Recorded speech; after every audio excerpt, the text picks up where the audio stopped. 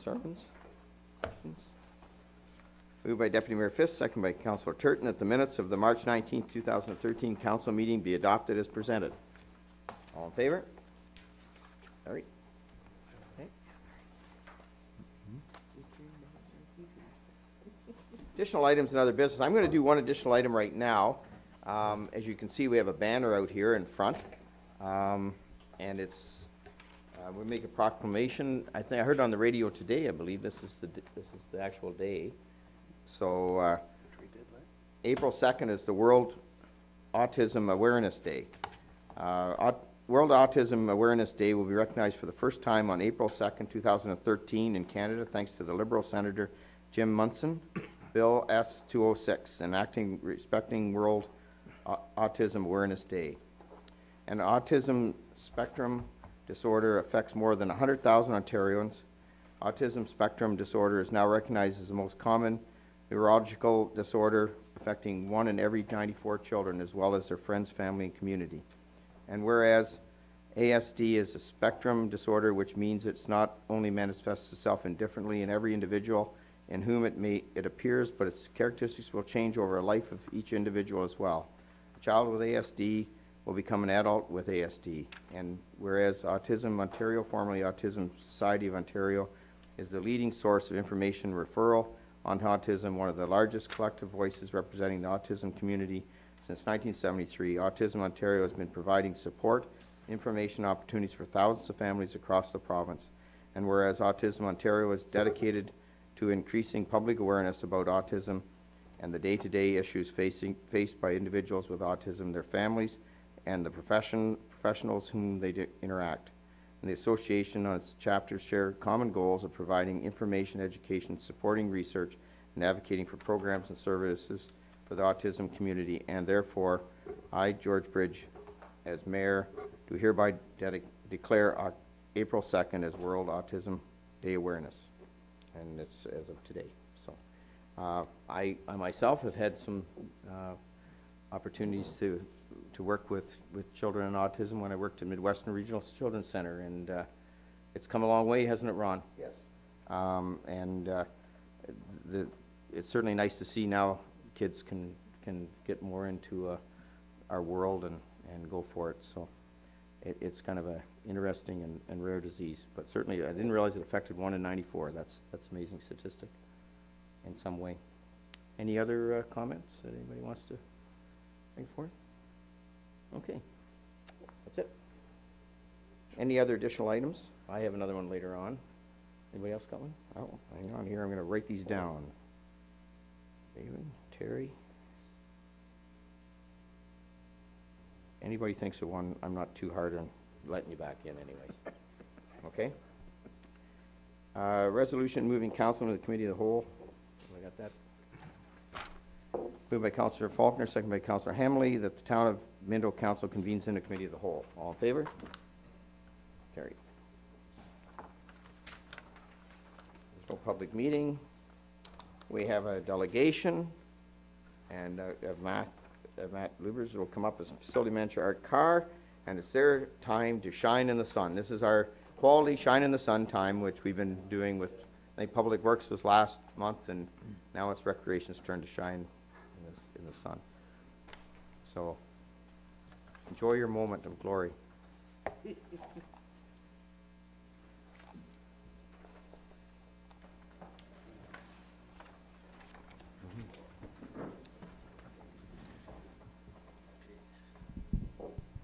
Thank you, Mayor Bridge. As the mayor mentioned, we're just here to give an update on the Recreation Department, both some of the programs and services that we run, as well as a report on our facility usage. We have a slideshow today. It's mostly quantitative data, and so I'll just quickly go first. So you'll hear from me, and then you'll hear from Al, and we have a brief conclusion. As part of my agenda for today, I just want to touch on a few things. Our community guide that went out earlier this year, programs, the work we do with our retirees group, the pools, our day camp program, and then the Norgan Theatre in conclusion. I think all of council would have received a community guide when it went to publication on February 1st of this year. This year was the first year that we had the complete guide in full gloss. Mandy Jones did a terrific job putting that together, and in comparison to some other municipalities, I think ours is top-notch. I was very happy with how it looked. We typically touch on 4 sections in that guide: municipal services, recreation and facilities, tourism, and community.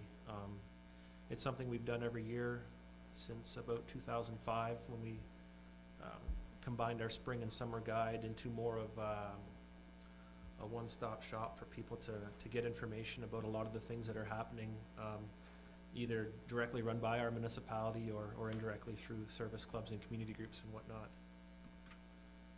So there's the cover from 2013, and I just threw up a page from our recreation section.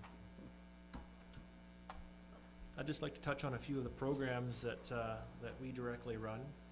I would like to say, though, that we do have quite a number of very strong and very important minor sports organizations that rent our facilities from us, and I know Al's going to talk about their usage a little later. But this is just a quick breakdown of some of the programs that we ran in 2012. The first one of the year, about a year ago at this time, that we ran was a Grassroots girls hockey program. We ran that out of Palmerston. We had about 10 players. We ran that program for the past 3 years, and what we actually did see is that some of the parents, their kids weren't quite sure whether they wanted to try hockey or not. This gave them a chance at a low cost, and I think over the 3 years we had about 10 kids make that decision to jump into hockey, so they've joined our minor sports groups. We run a Try It Sports program every year. We had 32 kids last year, and we have about 32 kids again this year. We started last week with some curling. We tend to stay away from using the ice surface just because of the age of the kids, so we use the Rocks and Rings program that some of you may have seen on TV. That's a great program. This is the 6th or 7th year that we've run it, and it's great because it just gives kids a chance to try 5 different sports over 10 weeks. And again, it gives parents a chance at a very low cost to see if their kids like a sport or not. We had a 15-team ball hockey league last year, and it's looking like it's going to be the same this year. That starts this Thursday at the Harrison Arena. The boys are doing a great job at the rink.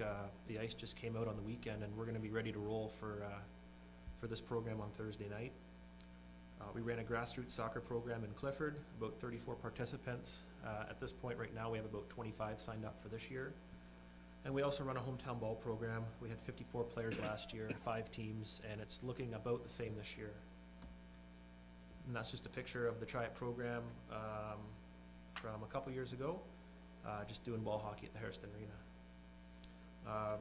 Another program that we just started in the fall, and then we ran it again in January and February of this year, is a grassroots basketball program. Norwell District, we were able to get in and use their gym for free. And that was a great program. There was kids in that program that I'd never seen in any of our other rec programs, so it's nice to be able to reach out to all different ages and interests. We just concluded a grassroots hockey program in Clifford with the help of Bill Raynard and Don Roswell. We had about 16 players there. We chose to do that program in lieu of the grassroots girls hockey program. For what it's worth, we found co-ed would be no different, and again, we had a lot of kids who would normally not have had the chance to play hockey, get to try it out, and even if they don't go into hockey, it's great that they'll learn that skill that they can take forward with them. We also offer Smart Serve training, which varies. We'll have groups come to us and ask us to provide training for them, and we have individuals come here and we can do that. We have the certification kit, and we also have enough people here that are trained in offering that goes over quite well. We also do the babysitter course here. We had about 31 registrants last year. We're on about the same pace this year. We do fitness classes as the interests vary or as instructors become available. Currently right now we do belly dancing classes at the Harrison Arena. We've been doing that for about 5 years. We had the opportunity for a local person to be trained in it. They're in the community and they are available, so we have a very dedicated, not a large, but we do have a dedicated following there. We were also able to start up a horseshoe program in Clifford last year, and again, that was Don Roswell that helped spearhead that. So this is just a picture from the wrap-up from the Grassroots hockey program in Clifford. For the last night, we did a parents versus the kids game. Bill was able to wrangle some Clifford Thunder jerseys, so it looked real good. We had quite the spread in ages, but again, it was a great program to see get started, and we're looking forward to doing that again next year. I just wanted to touch briefly on the retirees group that we work with. We've got a great group of dedicated retirees. We were able to offer 3 bus trips last year, all of which sold out. 168 is just 56 seats times 3 trips, so pretty much all of our trips these days we run into a wait list situation. We're in the same boat for a trip that they're making to Niagara Falls in May. That one sold out in about 4 days. Where we come in with this group is we provide a lot of the logistical services for them. So I'll help by creating posters, or we take in the revenue and we pay the expenses. Just really helps them without having to make them do too much work in terms of becoming incorporated or anything silly like that. We are looking at doing the Seniors Olympics again on June 13th, Thursday. We had 90 registrants last year. We're hoping to break 100 this year. All sorts of different sports that we offer there, and some are, for older active adults, and some we do cards because there are some who aren't physically able to do some of the other activities. I think most of council, you're all aware that we took over the operations of the Harriston train station, and in doing so, we took over operating the shuffleboard courts, so we were able to get that program up and running last year. Had about a dozen people sign up. I know that was a project that was put in there through a grant. There was a couple of years where the 55 plus club just felt they couldn't maintain it themselves, so with the transition that occurred, we were able to get that program up and running last year. Had about a dozen registrants, which was great to see. So this is just a picture from a couple years back from the shuffleboard, and the flyer for this year's activities on June 15th. Just regarding our swimming pools. I was in the seniors, that shuffleboard, I lost badly. Yeah, There's Mayor Bridge is in I the center lost, there. Red D's and I were partners, but terrible. Red's a pretty good shuffleboard I player. know, I Been an don't know, upset. he was a bad What's that day. say about you? Well, a couple of them are pretty sharp, some of those shuffleboard people. They do it all the time. You are sharp too. Bob bowling is worse. I was actually able to try shuffleboard, and it can be more complicated than what it looks. There is a lot of strategy involved. Moving on to our pools, we have the 2 outdoor pools, and I basically combine their stats together. So last year we taught approximately 563 lessons. We had about 4,200 single admits to our public swims. We sold 103 family or individual passes. We had 66 kids on our swim team. We had varying numbers for our aqua fitness program, which is more for adults and older adults. And we raised $5,000 from our Jumpathon fundraiser. Basically, that gets set aside in our reserves for project that the kids choose. I know we've put different things in. We've bought basketball nets, volleyball nets. We bought a tot dock, a diving board. Different little things that make the experience a little more enjoyable. And that's just a picture from last year's Jumpathon. I had the mayor in earlier, so I thought I'd throw Councillor Elliott on there as well. There you He's go. second from the left. We had a great turnout at both pools last year. And we had a great day for it as well, as you can see. Yeah. And just regarding our adventure camp or our day camp program, we just ran our March break session. Our daily average was 32. We have an 8-to-1 ratio, so the most we could take at each location was 16, so we were completely full. Last year during our summer sessions, our daily average was about 30, and this is both camps combined. We ran 3 bus trips, and we like to take them to the theater. Every March break we go there, and once during the summer, watch a movie of their choosing, and great exposure for us from the Norgan perspective, so that the kids maybe come back on the weekend. And that's just a couple of posters, one for March break, one for this summer. And then just regarding the Norgan Theatre, these are our totals from last year. They were down slightly from 2011. There was a bit of a drop in the number of movies that were made last year. I found in 2011 there were a lot of strong movies that drew strong crowds, but we still facilitated 156 shows. We had 8,102 total admissions. That's about 52 a show. Our average in 2011 was about 63. We converted to digital, which was quite a capital project, and again, I want to thank council for letting us go that route. It's been a neat transition. There's a lot less moving parts with this. The picture quality's better, the sound's better, just an all-round better experience. And we also facilitate a number of special events. We have monthly things like our Film Fest, which runs the third Monday of the month, I believe from September until May. And we do a number of other events. We have community living in there once a month for a film, and they actually help do a bit of cleanup as part of that program. And we do have some special events planned this year, but we're just trying to get some logistical things out of the way there before we can announce them. Boy Scouts run a very successful event every holiday that, Yes, as Councillor Elliott mentioned, we have our Palmerston Scouts. They're fundraising for a jamboree in Alberta this year. And so leading up to this, they've had basically every PA day or over March break or over Christmas, they do matinees during the week, and they've drawn some tremendous crowds. I know over March break they had, I'm gonna guess, close to 200 kids, because they did about $800 in concession sales, which actually beat our weekend total for 3 shows combined. So they've done a great job of advertising that and getting the community to buy in and help support them as they try to fundraise for their trip to Alberta, which is coming up. Great thing for the kids on a day off, on a PA day too. It does give the kids in town, a place to go and something to do. When, and Gone with the Wind's coming.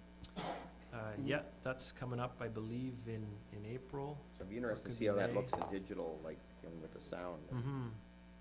We're actually able to do Blu-ray and DVD through the new digital Right. projector, which is a lot stronger than the existing data projector that we had there. So the image quality is great, as well as the sound. We got a new sound processor with the data projector, the digital projector, so it's a double win for us. We're experimenting with a ladies' night too. That might work pretty good, I think, too. Yeah, Grace Clacko, our employee there, is going to try and resurrect some of our ladies' nights. So typically we offer them. This will be the second one upcoming on a Thursday night, and it just gives a chance for all the local ladies to come out and watch a movie and socialize. There were 16 that attended the one in March, which was great for an initial offering. We're hoping to break at least 20 and then see where it goes from there. So we're really looking at diversifying our offerings there and just be more than a weekend theater. Very happy with the progress that we've made there. You have to press it? No, you're good. Okay, Matt, you told me about an email thing to get updated on what's coming at the Norgan. That never did occur, by the way. Okay. So, and I was just thinking, maybe that's something is that something we need to get back out to the public, that they can get into get that information, because I know lots of people that don't know about it. I do know that a lot of marketing, I completely agree, Councillor Faulkner, where you can put all the great, pretty packaging together, but it's how you get the message out there. Yeah. I'll have to make a note to call our company that puts together that web blast, because I did sign you up myself. I did that Yeah, over the phone exactly. with you, and if it But I've hasn't never worked, I need received to. anything. No, I get it. I get it, Yep. yeah.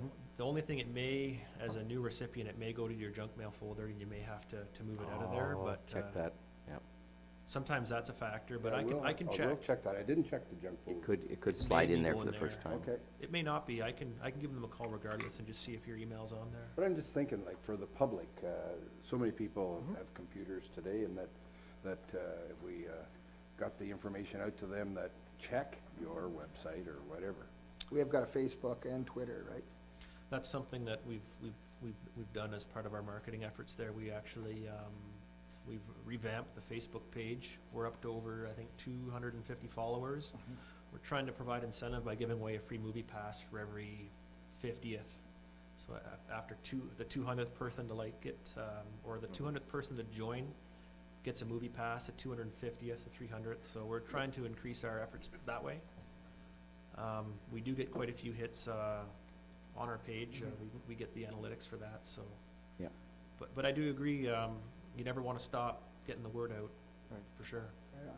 Councillor Church? Yeah, thanks, Mayor Bridge. Matt, you talked about the Boy Scouts and $800 take on the booth. But what's the profit on that? What's the profit margin? Is it better than, like with the popcorn? I'm sure you saw a lot of popcorn. Is there more money in popcorn than at the booth at the arenas? There is more for us, you know, in the popcorn. Luckily for us, we have a popcorn machine that we get loaned from the people we buy the popcorn kernels and all the other accessories from, so there's no capital cost for that, but yeah, there is better markup in popcorn. Where that's offset though is with some of the other product, like the chocolate bars and the pop. We don't mark them up quite as much. I would say the average markup at the theater would be about 100% on average, so you know, in a situation with the Scouts, there's about 50% to be had. And we split that with them 50-50 because they provide all the Help. all the help for that day. Good. Yeah. Thanks. Were there any other questions about the theater? So basically, I've got 3 photos here. The top left is the actual digital projector. The photo doesn't do it justice. It's about 250 to 300 pounds. It sits on a stand. And then just below it is actually a picture of just our new sound processor that came with it. So if you haven't made it to the theater in a while, I welcome you to come on out and catch a movie. We do have great picture and sound. I just want to touch on a feature, and actually Pat is here today from the Wellington Advertiser for the Inside Wellington from back in November 30th. Pat did a great job of putting us in there. It featured mostly the volunteer effort, and we did touch a little bit on the digital conversion as well. And I do actually have a couple of extra copies in my office if you ever wanted to have a look at it, but that gave us some great exposure, and It was a good feature. can't say enough about the volunteers there. I mean, we wouldn't be where we are right now without them. Basically,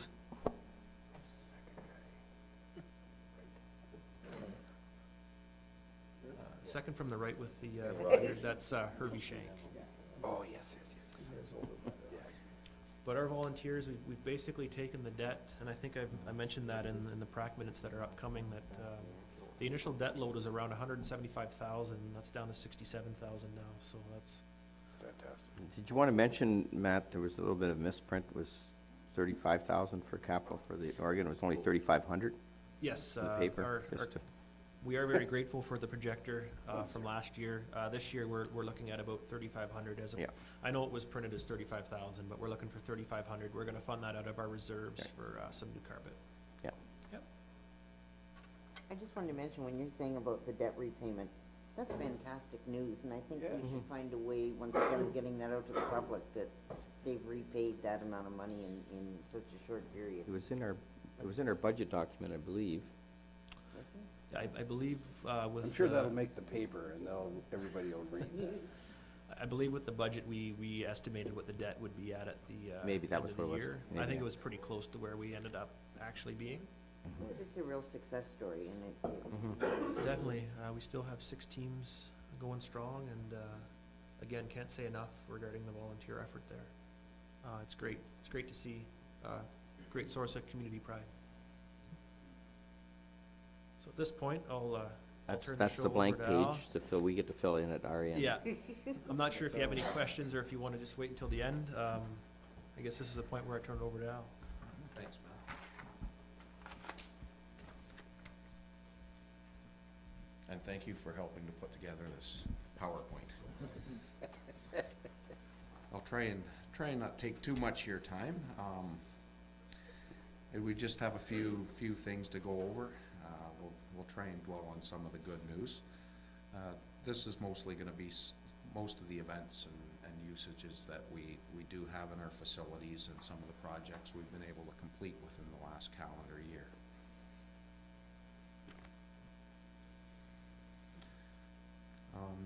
The first couple of slides are going to just give you an idea of some of the special events that we've had, tournaments, curling, bonspiels, figure skating events, and the numbers.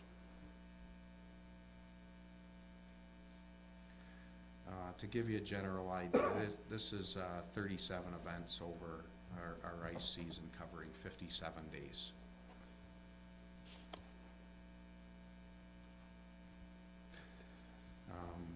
Just outline, we do have a couple of senior hockey clubs, one being the 81s in Palmerston, and it just outlines their home games and some of the special events that have taken place this year. And the senior B ladies Clifford Barn Cats out of Clifford that started up a couple of years ago, and this year they put together a little bit of a tournament early in the year to help us out with our ice use. This particular season, these are ice hours used in over the three arenas, and we are down a little bit on our ice usage, and just underneath that gives you an idea as to why. We did shorten our ice season over the three rinks 1 week this year, and over the last 2 years it's been shortened 3 weeks. We have had a rise in weather cancellations. We did have some reduced school usage this year, and we did have a half a dozen tournaments were canceled this year, just through lack of registration, which was probably our biggest sting. On the good news, our regular ice usage, which we refer to as block ice, was up 3.5 hours this year, and that's one area that we would really like to remain focused on and see increases as our years go on. That's an important number to us. Were there any questions on the ice use? Mayor Bridge?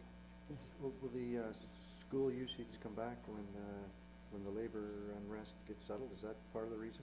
Yes. Yeah. So that'll come back. That's good.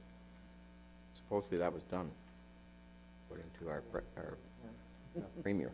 Well, yeah, they're talking. Well, Well, the high school, high school's back, I think. Yeah. High school's back.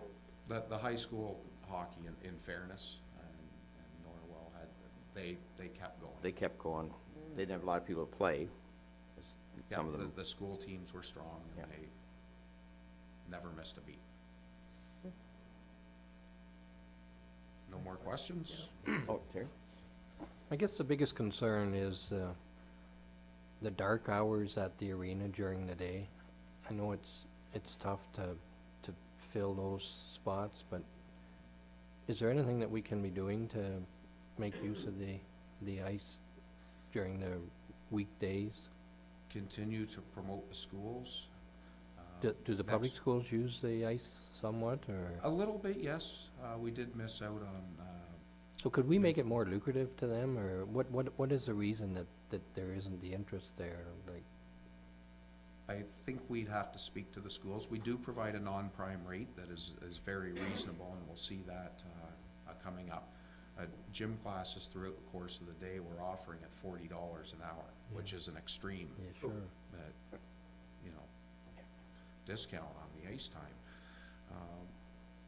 I would like to consider next year making the arenas a little bit more available in terms of lunchtime skates and, maybe parent-taught senior, things of that nature. It doesn't draw income, No. but it allows our facilities to be used a little bit more.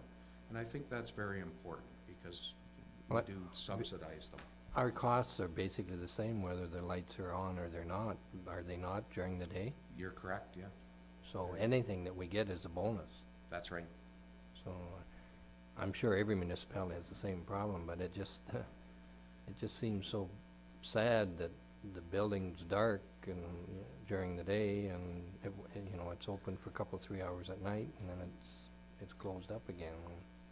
Going back a couple of years, we went under a guideline where we just wanted to have one parent and taught senior session a week per building.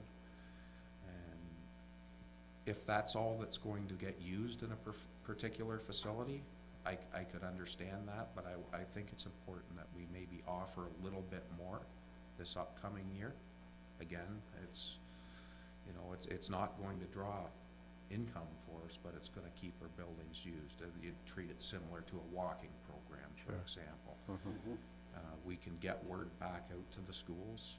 You know, Matt's gonna speak about an agreement that's with the Norwell School a little later on, I do believe. It'll outline that. Other areas, it would be hopeful that maybe, you know, a bunch of businessmen would come out for an early skate before work or something along that lines, but that's something that almost has to be brought up by a group of people themselves. It's not, all we can do is make people aware.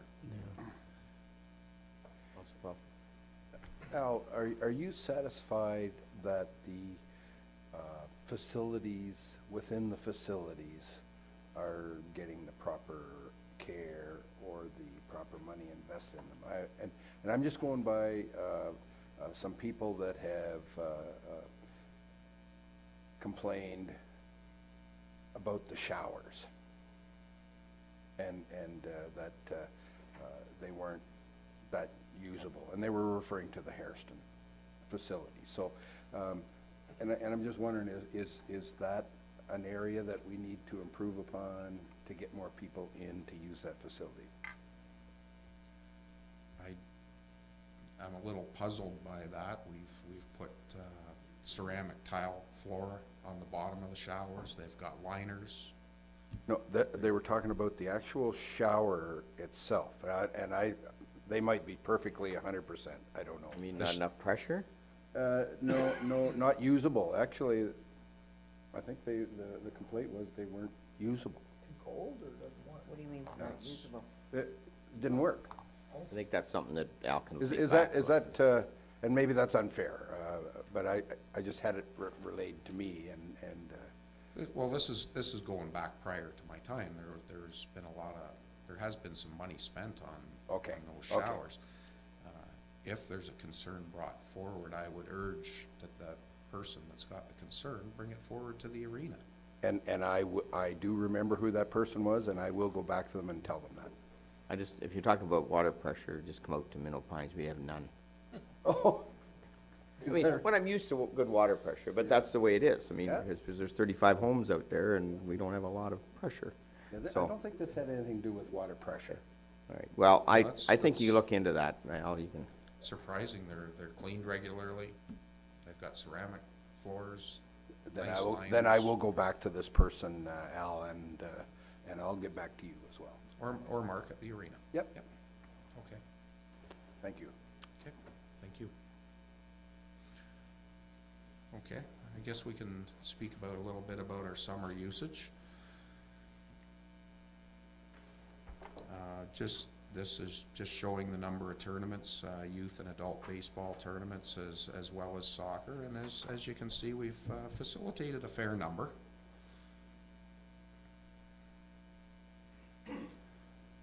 This shows the regular weekly usage at our ball diamonds. You know, there is a little bit of a concern with the number of games currently being played at Clifford. Brad Richardson, who does run the men's league, has got 2 more teams joining the league this year, so those numbers should go up. And when we look at these games, please keep in mind that, you know, majority of this is being played on Monday to Thursday, so it does show that our ball diamonds, for the most part, are used and used well.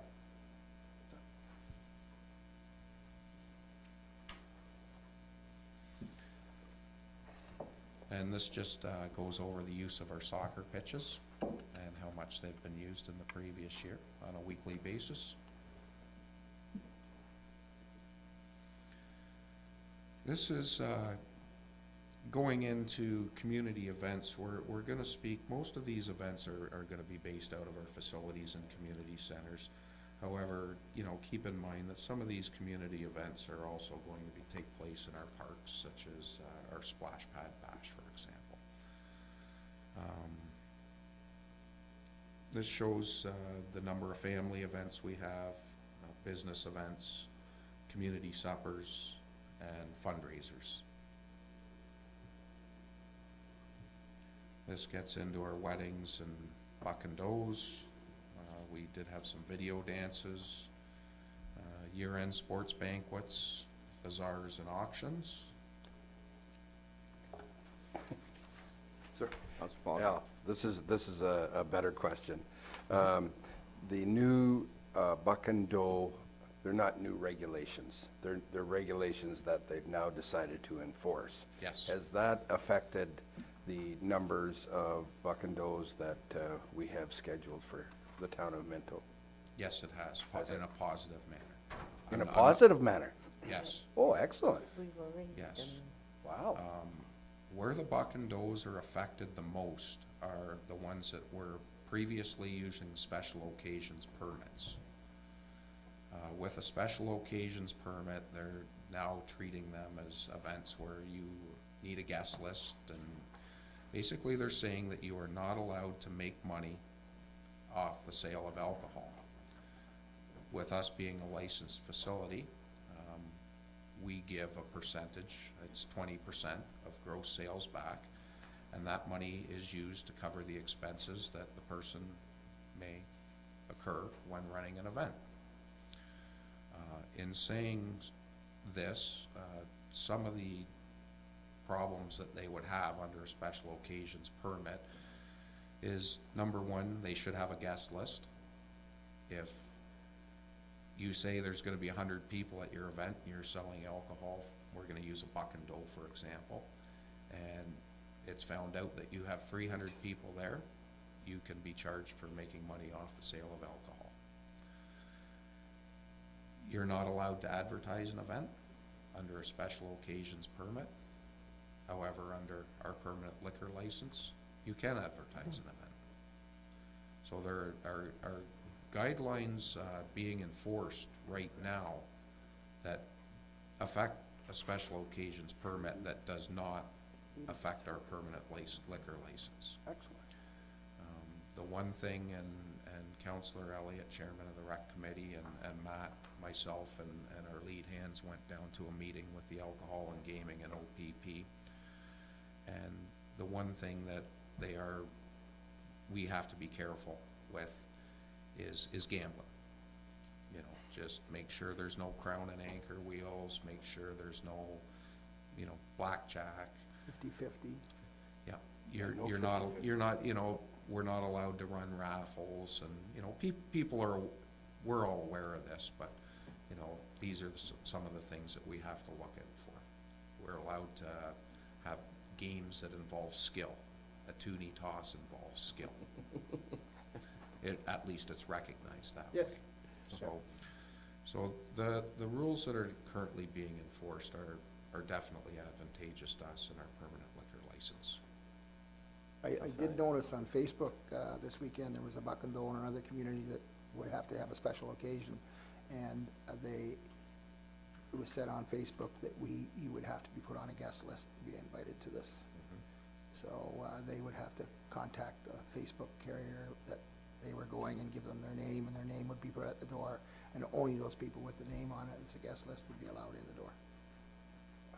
Or they could be charged. That's why it's positive with us, because we've been way ahead of the game for years now, that we can do all the things that, on a license plate, as you said, working very well for us. Okay? And I believe the other communities are starting to look that way. There are a number, yes. So quite a few of them, and I thank your department for, I know I've got some people mentioned from some of the other communities in our area. They've been very thankful for your support and help in getting them some of the information. that they need to go forward. So, Did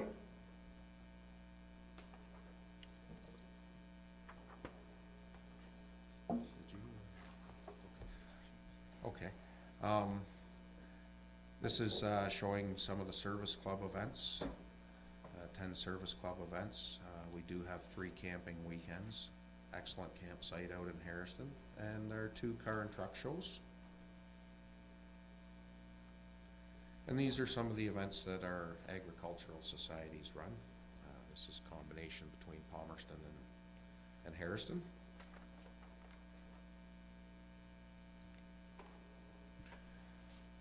And these are some of the other uses that we currently have within our facilities with the Clifford Community Church and the youth programs, their Vitality Group and Harrison 55 Plus Club, our horticultural societies, ball hockey leagues and rentals, recreation programs that Matt has touched on a little bit earlier, preschool program in Palmerston, walking groups, and our adventure camps. Were there any questions about some of our summer activities? Oh, good, Okay. real good. The facility projects, this really is just kind of going over the capital work that's been done this year. I don't think we have to go over this in detail too much. The work completed at Heritage Park, I think it's important that I speak for the Palmerston Lions Club as they were very active. The pathways that were put up and the volunteer labor, I'd be amiss if I didn't mention that.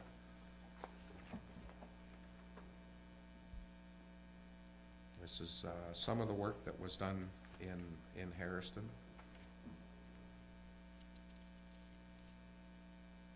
Okay. And in Clifford, this past year in Clifford, there's been a lot of work. It's not mentioned about the ad hoc committee that was put together to review our situation up in Clifford and the public meetings that were held. There's been a lot of time spent on that, and as a result, we felt that our best thing to do would be to fix up the arena, which we have done. It shows some of the things. The community centers received some upgrades. We do now have a beautiful room up there that's very equivalent to what we have in our other parts of town, and air conditioning and electrical upgrades, new floor put in, ceiling. It's a beautiful community center. We have 3 beautiful community centers in Minto, and the new soccer pitch that's been built at the Ball Diamond and the Horseshoe Pits, the park across the road from the arena, is going to be another absolutely beautiful park in the town of Minto. Still a little bit of work to do, but a bulk of the work has been completed this past season. This was brought upon through community meetings, and again, I would be amiss if I didn't mention CAO White, because a lot of this foresight was his, and he deserves a lot of credit. He's had some great ideas, and when this is all said and done up there, they've got a beautiful recreational hub in Clifford.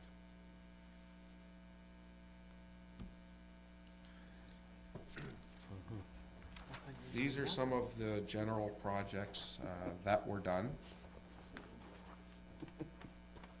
A couple things I do want to elaborate on is all the fluorescent lighting, arena lighting, that's going back to when Mr. Stoneley was the recreation director, but all of our fluorescent lighting has been replaced. Some of it, towards the end of 2011, but basically all of it in the calendar year. Going through numbers, we're projecting that this is going to pay itself off somewhere within 4 or 5 years. Right. We did get some grant money to do some of our smaller facilities that cost the town of Minto absolutely nothing. And when I say smaller facilities, I'm speaking about our swimming pools and satellite facilities. So this has been really good in terms of energy efficiency, and this is something that we're gonna continue to look at as time goes on. There's made mention just about some advertising revenues through board ads. It's been increased over the past year, and by the looks of it, that's gonna continue to increase. We've been aggressive in trying to get extra advertising within our facilities. It does offer a great opportunity for some of our local businesses to get their name out as well. And of course, the ice painting equipment that we purchased last year, it's just jotted down as to what the savings, that's, you know, helped us out in our operational budget. Are there any questions on the projects? Some time ago, there was some concern about a crack in the floor at the Hairston Arena, Mm-hmm. and I'm just wondering, where does that stand? Is it increasing, or have we dealt with it properly, or is it something we're going to have to be dealing with in the future? Mr. Doig took a look at that, and we did try a caulking. Oxy. It didn't work. We are scheduled, and that's in our capital budget this year, for a structural inspection this year, at which point that crack will be looked at. It doesn't seem to be getting any better or any worse. It seems to be what it is, but I think it's important that we do have it looked at, because that is a hollow floor that's sitting on pillars, and we certainly don't want it lose the integrity of that floor. So you would say, you can tell now that the ice is out that it hasn't changed much since you put the ice in the fall? That's correct. And how long would you say has it been staying stable or the same? Well, I did speak to Mark, because in fairness, I've just been there a couple of years, and he says it seemed to have stabilized. But we do wanna have it inspected, and we'll have it inspected every 5 years. You're unless due for it's- your structural inspection this year anyways, for the That's whole correct. building, so it'll be part of that, okay. And as a matter, that's gonna be done this month. Mayor Bridge, thank you. Al, the roofs, is that part of the structure as well? Are they Yes, it inspected? is. So, there was not many issues with the roof in the Harrison Curling Club this year? The issues in the Hairston Curling Club had to do with humidity. And it's just, it's a matter of working with the ice makers within the curling club to make sure they fully understand dew point and humidity and temperature and how they relate. You pretty well know it was humidity now, because when we had the problems, you would get the cold weather, which created the frost, because humidity was heavy in the air, so if frost goes up and it's up above that layer we've got there, and then we turn the heaters on and it gets a little warmer, then we get the drips. So it's not outside water coming in, it's inside water. That's You know, correct. the problem is a little bit of some of the ice makers' thoughts are that it has to be at 65 degrees to make the ice best, and we need it at 40 to 50. So there's a learning curve there, and I think it's a lot better. We didn't have near the problems we had the year before. No. But it's a matter of getting that humidity. It's gotta stay in that 40 to 50 bracket. Or we gotta crank the heaters on a lot more. We don't. So I think that's something I think the curling club has to deal with, and I'm in both sides of that fence. But I think we've got the problem fixed. We haven't got maybe the total solution because of I think you hit it right on with figuring out where the humidity has to stay. We're gonna have to fine tune some things. Yeah. And maybe And get some settings. education going on there. Thanks, Mr. Mayor. I have two questions. There's been some concern over, and we know about this, and I'm not sure how to solve it, and I've talked to you about it, Al, so this is no surprise. In the Harrison Arena, on the floor, we have to put our tables and chairs because we know no other place to put them. And it seems when you rent the event, if you only use half the chairs and they're out there, and it's kind of unsightly. Is there any solution available to be able to put those tables and chairs on another spot, or can we build, or do we have to what do we have to do to, We have budgeted for some curtains Yeah. for a place to, just Sort of. something decorative to put in front of them. okay? So To you're address thinking about that. solving that problem? We're gonna go that route. Okay. It's a very difficult situation because the only place we have to put them in during the ice season is in the arena. And that's hard to do when we've got That's great. hockey going on, so. I think it's kind of unsightly if you're having a wedding or whatever, and so if we could do that, be something nice, would be, and to cover that would be great. Another one is, and I've talked to you about this before, and I think, is the Palmerston booth in the ballpark. Are you looking at upgrading the washrooms and the booth area? When we took the ice out, we got together as a staff, and that's one of the things that we're gonna do is get that area tidied up a little bit. New Yep. toilets and such like? We'll do what we have to do. Okay. Yep. Thank you. Thank you. Great, I have no other questions. I think, Doing a great job.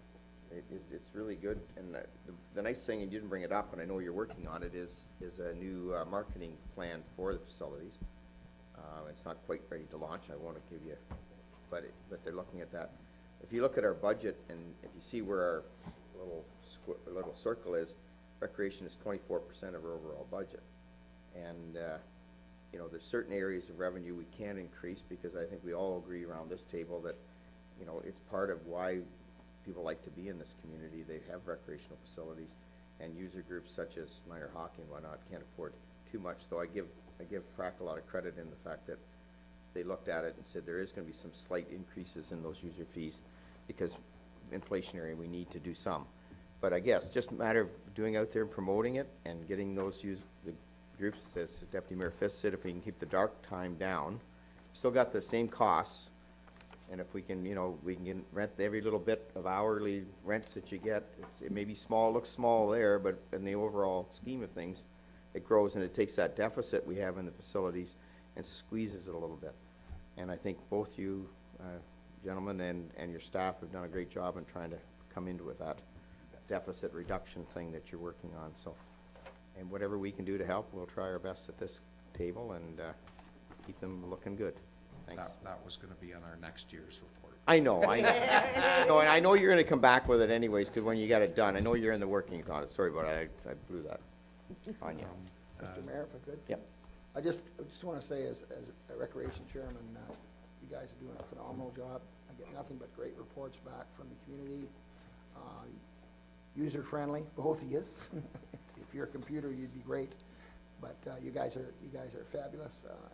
Minor ball, minor hockey, anything that you have to solve with all the problems that very seldom comes to us, because you people seem to be able to solve the problems for us, and it's a tough area of recreation to be able to deal with that kind of thing with that many people. And you and your staff, right down through, obviously been trained right and know what they're doing, and they're good with the people, and I sure appreciate it, and Prac appreciate it, and I know this council does too, and I want to thank you guys for doing a good Thank you, job. Councillor Elliott.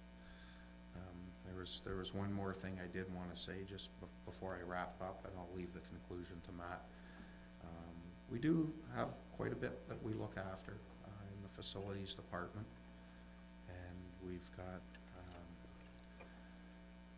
just got six guys working for me, and I would just want to recognize the work that those guys do. We have a very hard-working group of guys, and they do a wonderful job, and I would just like to bring that up to the council. So I'm very appreciative of what we have in terms of the people working full-time in our facilities department. Thank you.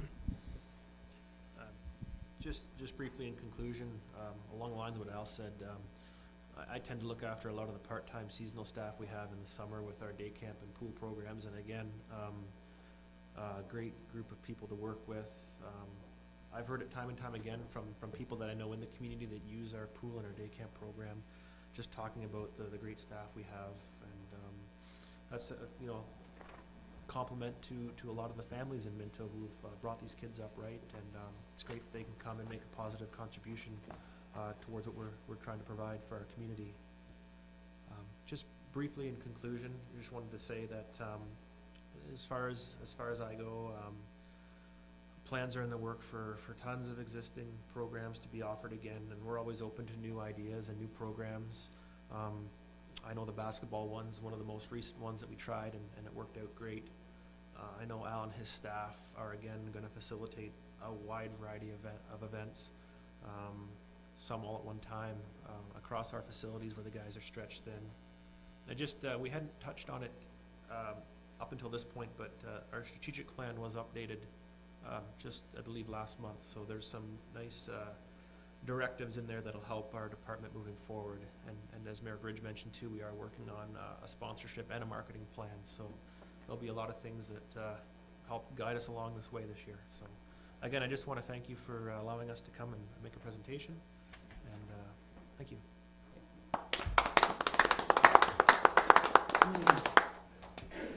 They were longer than Public Works. Yeah, holy Christmas. In trouble, eh? That's all right, that's all right. And that's good for these guys. Time and a half. And the public question period, I don't seem to be public here, so I guess that's. Correspondence, received for information requiring direction of council. Everybody read the correspondence, wasn't much. Nope. Okay. Motion to receive. Councillor Caldwell, Councillor Turton, all in favor? Carried, okay.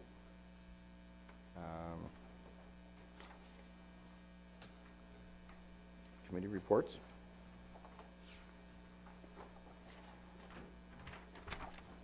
Moved by Councillor Elliott, second by Councillor Hamway, that the Committee of the Whole convenes in the town of Minto Council. All in favor? Carried. Okay, and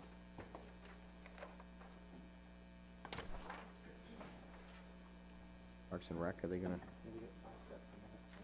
Yeah, 5, yeah. You've got your meeting, your committee minutes for receipt. Is there anybody any concerns? Now we have Parks and Rec. You're back. Just when you thought I was gone. Gee. Tried. I didn't bring the right setup. That's all right. Go ahead, Matt. Is there any issues in any of the minutes that anybody had? No. Just wanted to highlight, and again, I know Al mentioned it in our presentation about an issue that Councillor Faulkner brought up about the special occasion permits and those rules being enforced. It really validates what we did 8 years ago in going down that permanent liquor licensing route. I believe we've picked up at least 3, likely 4 buck and does from other facilities that use special occasion permits. So AGCO is going around to the different counties and just trying to get representation from every municipality within them. And again, there were some municipalities that offered people a choice. You could use their permanent license, or you could go get a special occasions permit. There's some that were just special occasions permit. With us, we basically said it's our permanent license that you have to use. And you know, we did receive a little bit of flack from the community at times about the fact that you could make a lot more money off the bar somewhere else, when technically that was illegal. It's just when it's now going to be strongly enforced, people are getting the message. So it really validated what we did, and we are, you know, reaping the benefit now because of it. I just wanted to highlight that. I believe it was in somewhere in our March 5th minutes. I just have to dig them up, but I just wanted to touch on that specifically.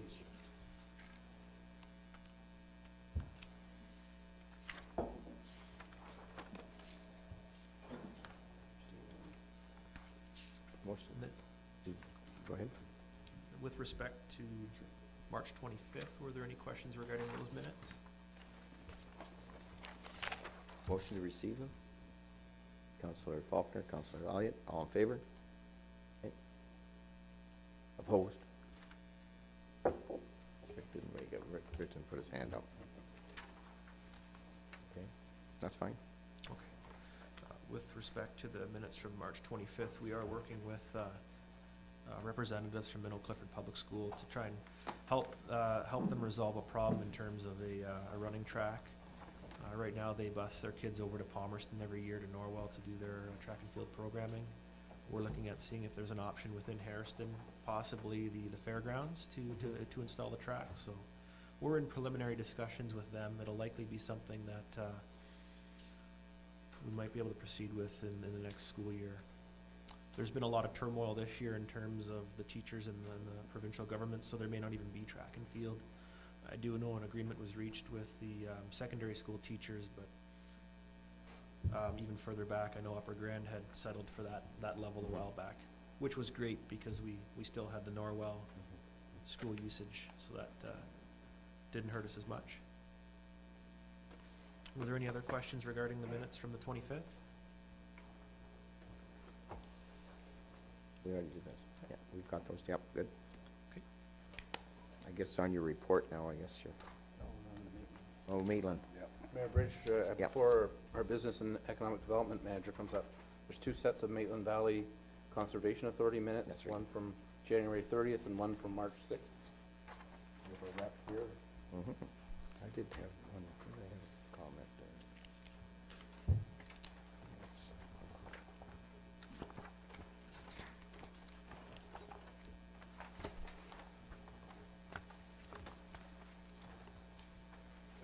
If I may, Mayor Bridge, I'd just like to point out on page 3 that the town of Minto is a priority with Maitland Valley Yes, that's what I Conservation meant. with respect to the potential flooding issue, so I think it's important that we continue to work in that area and keep ourselves as a priority with them. I had tried to get things moving a little quicker than they tend to move, so we're looking at the fall, I guess, before we do anything.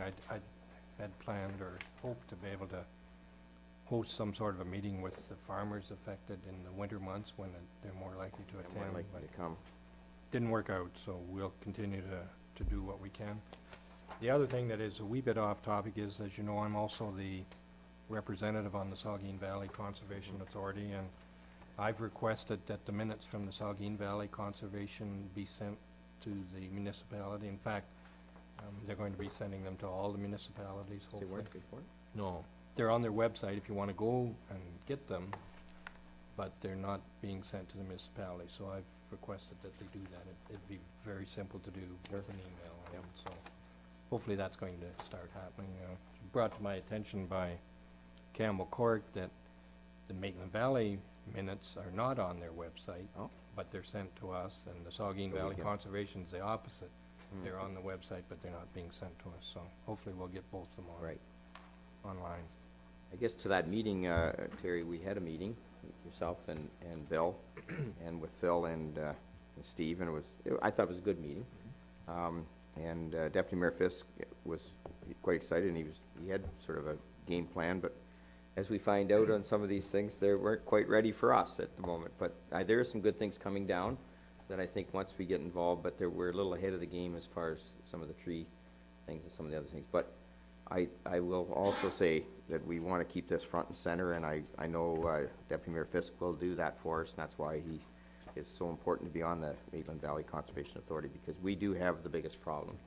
As when you read the minutes, you see that it was one of the larger problems of the watershed with our flooding concerns and whatnot, so appreciate all the hard work you've been doing on that, Terry, and we'll get there. Yep.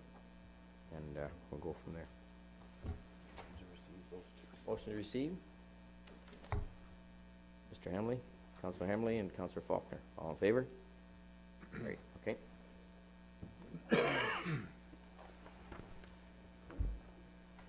Oh, there's Belinda coming up. All right. Economic development. Belinda, go Okay, ahead. so I'll just highlight a couple things. We finally found someone to represent the agriculture sector on our Economic Development Committee. So just a thank you to Jonathan Zettler, who's the plant manager at Cargill, for stepping up and filling that role for us. And Joel Coops from MSW Plastics will be joining us for our next meeting as our manufacturing rep. So we've recruited some really strong people to fill in on our Economic Development Committee, so it'll be exciting moving forward with them. Our Pitch It business plan competition deadline for applicants was today, and we've received 6. So we're very pleased with that. So the judges are busy reviewing those to see who is moving on to the next round where they submit their full-blown business plan. We had a lengthy discussion around the Pitch It program and moving it out to other places in Saugeen region. And as a result, at our May meeting, Rose Austin from SEDC is going to come and speak to what her thoughts were around that. And, Okay. we'll discuss that further.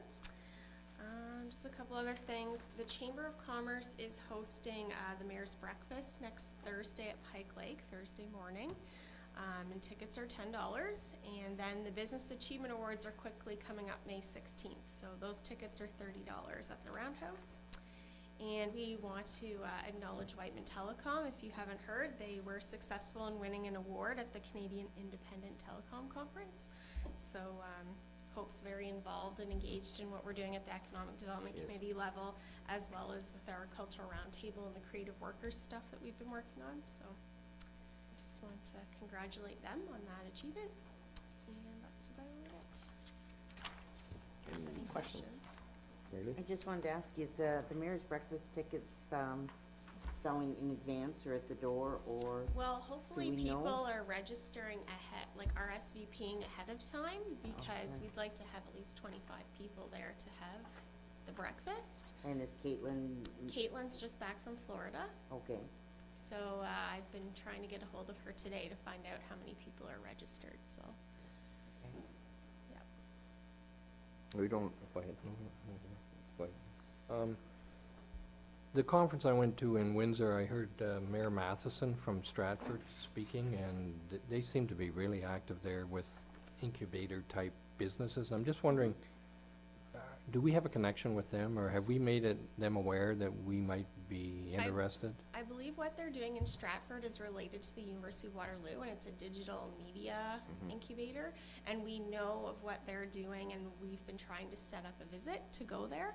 They're probably not aware of what we're doing because we're pretty early on in our research. But Hope actually made us aware of what they were doing in Stratford, so we've been Right. trying to set up a meeting.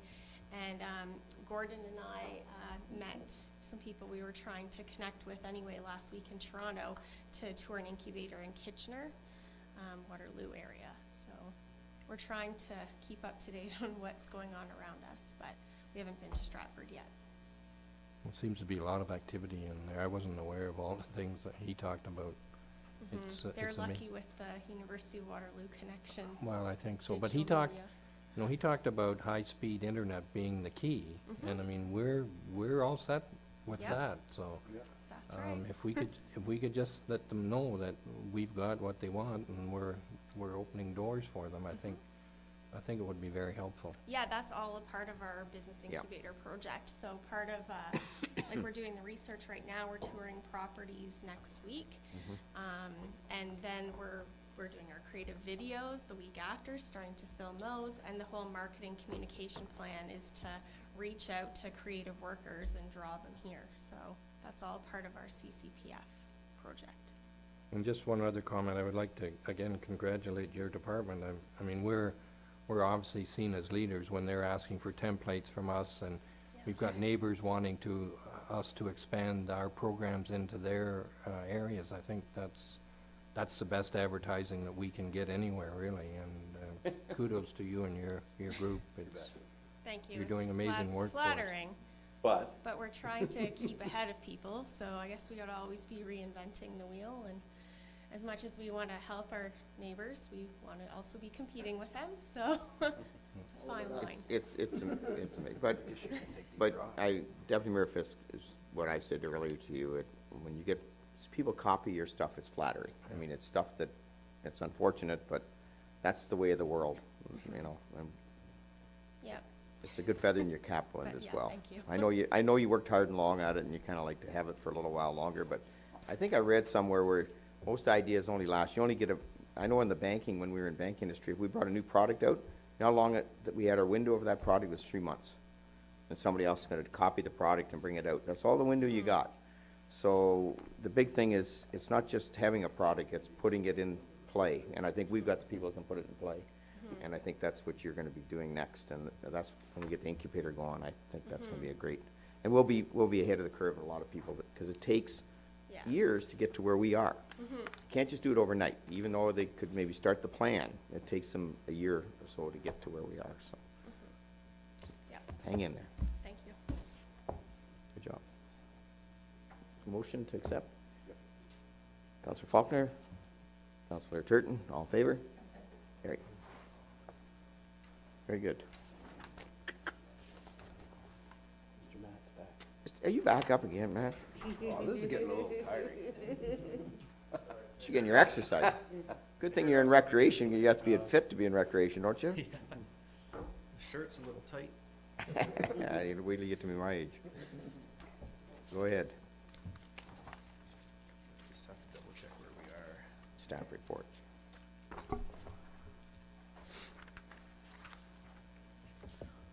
Okay, well, thank you, Mayor Bridge. This report pertains to 2 bylaw agreements that we would like to enter into, one with Norwell District Secondary School for the use of our green spaces and a rate schedule for use of our, mainly our Palmerston Arena. They do use Harrison and Clifford if needed for their annual boys varsity hockey tournament. And the second is for Clifford Community Church for the use of the Clifford Hall. They've basically called that their home for about a decade now. Both agreements are basically renewals of existing agreements that are in place that are set to expire, one in August and one in December.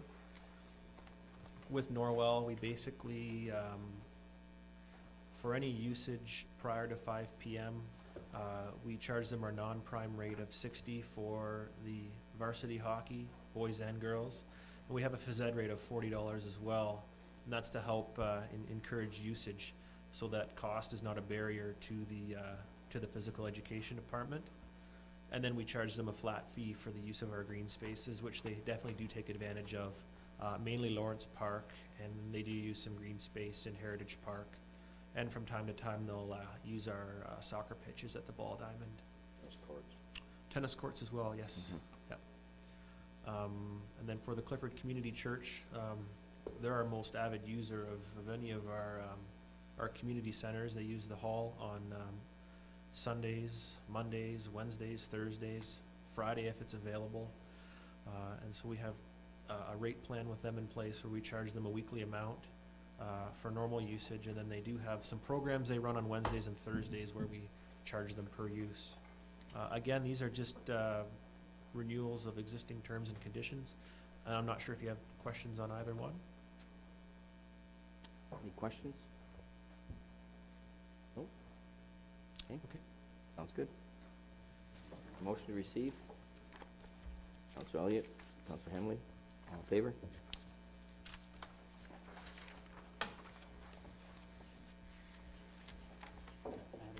That again.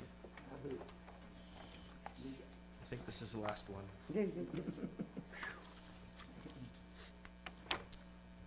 Thank you, Mayor Bridge. With this report regarding our mobile device agreement, we've been having some discussions with our current provider, which is Bell. We used to attain their services through Whiteman Telecom, so they basically acted as our go-to people if we had any issues with our devices. Late last year, Whiteman went another route. They went with Android. They're going more for, I would say, a younger crowd with those devices. And so basically, their services were discontinued with respect to what our needs were. We currently use a place out of Drayton that is a Bell rep in this area. And in the meantime, the services there have been good, but we did have a rep come up from Bruce Telecom for a couple of visits, and actually he made a proposal to us regarding our mobile devices. We have approximately 25 devices under contract with Bell currently. We have 3 up for renewal this year. And that just specifically speaks to our hardware. We have a rate plan with Bell, and as far as I am aware, Bell and the province negotiate a government contract, and then municipalities such as ours are eligible to receive those rates. Those rates were set to be renegotiated in April of this year, but they're not going to be negotiated until April of next year. Basically, the current terms of our contract in terms of our plan is just gonna be carried over for a year.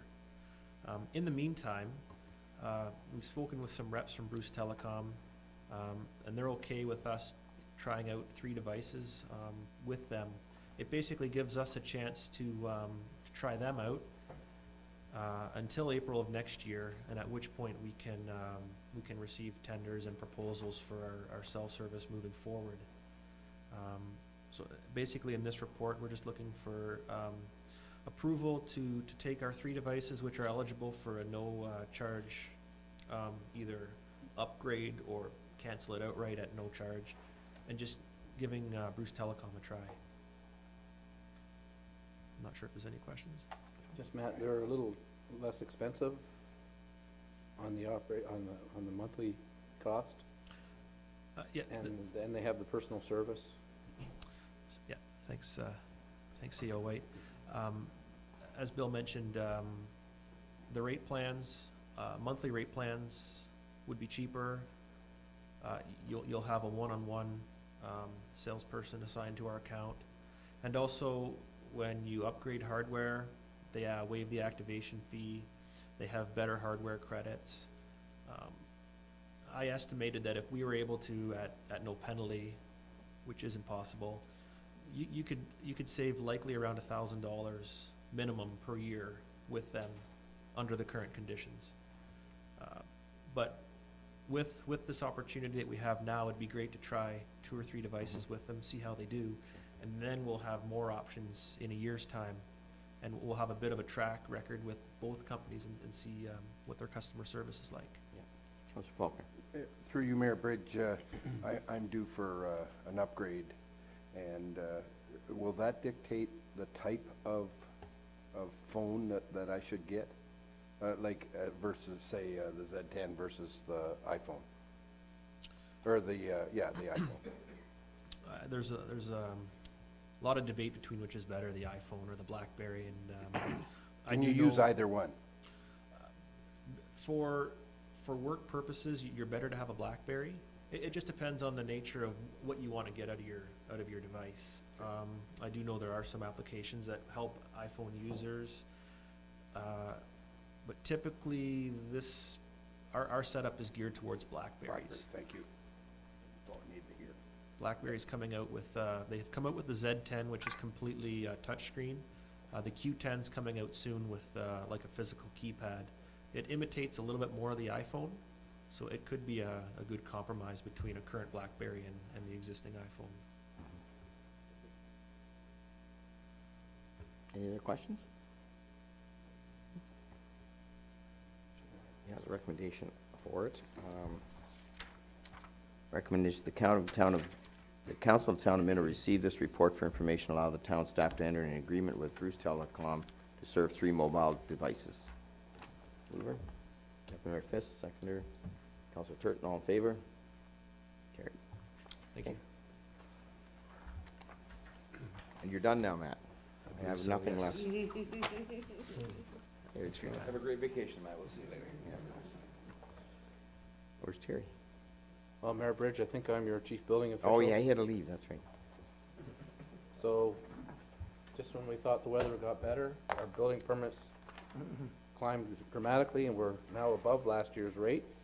The weather's got lousy again, so who knows what April will bring, but It just seemed to be in Minto Pines, it didn't seem to be everywhere, like, you didn't get much not in. in Palmerston No. either, apparently. That's an interesting subject. I have no idea why, Mental but problems. it just seems to be dumped on. They haven't got any pressure. No pressure, and I got snow. So Mayor Bridge, we're at $3.8 million in construction value, 25 permits so far this Yeah. year, compared to 32 permits last year and 2.2 million. So, again, it's a little hard to say where things will go, but certainly a move in the right direction. So we just need a motion to receive the report. There is 1 or 2 agricultural developments that were fairly substantial there. One of them was close to $1 million, I believe. So, Dairy farm, dairy barn. Yep. Counselor? I'm moving. Moving, Counselor Caldwell, second by Counselor Elliott, all in favor? Very good. Bill, do you want to take the next one? You're, thank you, Mayor Bridge. I guess I'm approaching 2 years now, and this is probably about my third or fourth Highway 9 update, but I really do believe we're going to reconstruct this highway this year. everybody know where this is? Just out of I curiosity. think we should know. We do have an overhead that Matt's gonna Oh, put there up we are. for us, just to remind you, so. Matt were to click on it, the first thing that comes up, if he were to click the clicker, You were really quick on it. Thought he was done. we do need Matt, Hang around, Matt. any button to move it forward. That's our Highway 9 project area, the yellow area, so that goes basically from William Street to the end of the connecting link. If Matt hits that again, and again, we have 2 sidewalks that we're looking at, and those are on both sides of Elora Street North. They're ending at different locations now, but they would basically take you to almost Tuffy McDougall Court and to the Tim Hortons location. And then the next click, originally we had quite a lot of design done on the intersection of Tuffy McDougall Court and what's called Street A, which would be the road that goes into the Chickadance subdivision. And we attempted for the last year and a half to negotiate an agreement with them on cost sharing for that. And I think due to a combination of them not quite being ready and the cost being fairly substantial, they're not able to go ahead with cost sharing at this time. So we'll go through the project report later on, but that'll tell you sort of why we're not going ahead with those improvements as proposed. And then the final clicks on the slide, there was the sanitary sewer that would service that development, and then I think there might be one more. The sanitary sewer that would service some lots that are already on Elora Street. That's that purple area kind of between Louise Street and William Street. And then the final click is a storm sewer that would lead from the intersection to the outlet, which is an old municipal drain. So that gives you kind of the lay of the land, just as a refresher course, as to the extent of the project. I gave you the last two reports that you had before you on the status of this, one from June of 2012 and one from November. The June 2012 was more along the lines of what this was, the actual mechanics of the construction, and to get some direction from you. And in November, we gave you an update report on the subdivision layout, and you can see the subdivision is shown on the presentation as it currently stands. There actually are some changes that you approved that will come back when and if they are ready to negotiate a subdivision agreement with you. So at that time in November, you made it pretty clear that you were going ahead with this construction this year, and you added that short part of the resolution that's reflected in the report that we get this out to tender this spring. So that's why we brought this report back to you, so that we can get your direction on that. You can see in the bullet points, we've had a number of meetings. A lot of work has been done by our consultant and staff in trying to move this project forward. That green line, the storm sewer outlet, was apparently the last thing that the developer needed to help design their servicing their subdivision. So we helped them out by providing that elevation for them back in November. So as far as we know, they're madly developing and doing their subdivision design work, but that has not come forward to you, and that has not come forward in sufficient time to allow us to tender the intersection improvements as part of this project. So in the interim, we were trying to coordinate our geotechnical work with theirs. We weren't able to do that, so we instead used CMT. We moved them from the Harrison Senior School where they did work over to this highway, and fortunately or unfortunately, they found some lovely things like some very shallow base material in parts of that highway right of way, an old concrete road, things like that, that if everybody had all kinds of money and all kinds of time and maybe in an ideal world, you might dig the whole thing up. It makes us think that given where Chickadance is, the amount of money we really do have, and the original scope of the project, which was basically to scrape and repave that, that section of the highway, that we maybe adjust our plan now to go with the original intent of the project, add some curbs in and the sidewalks that are mentioned there. Curbs, more importantly, up toward Tuffy McDougal and Tim Hortons to try and control some of that truck parking that goes on there. I think with some good design, we can help out that situation. We can get a decent project done for close to our $500,000 budget and still accomplish getting lots serviced further down in town and not affecting the ability of Chickadance to go ahead in the future. So we leave that Street A intersection clear. We've been meeting with Tim Hortons people, and there's a preliminary drawing in your package that shows how they could do their intersection when Street A is actually built.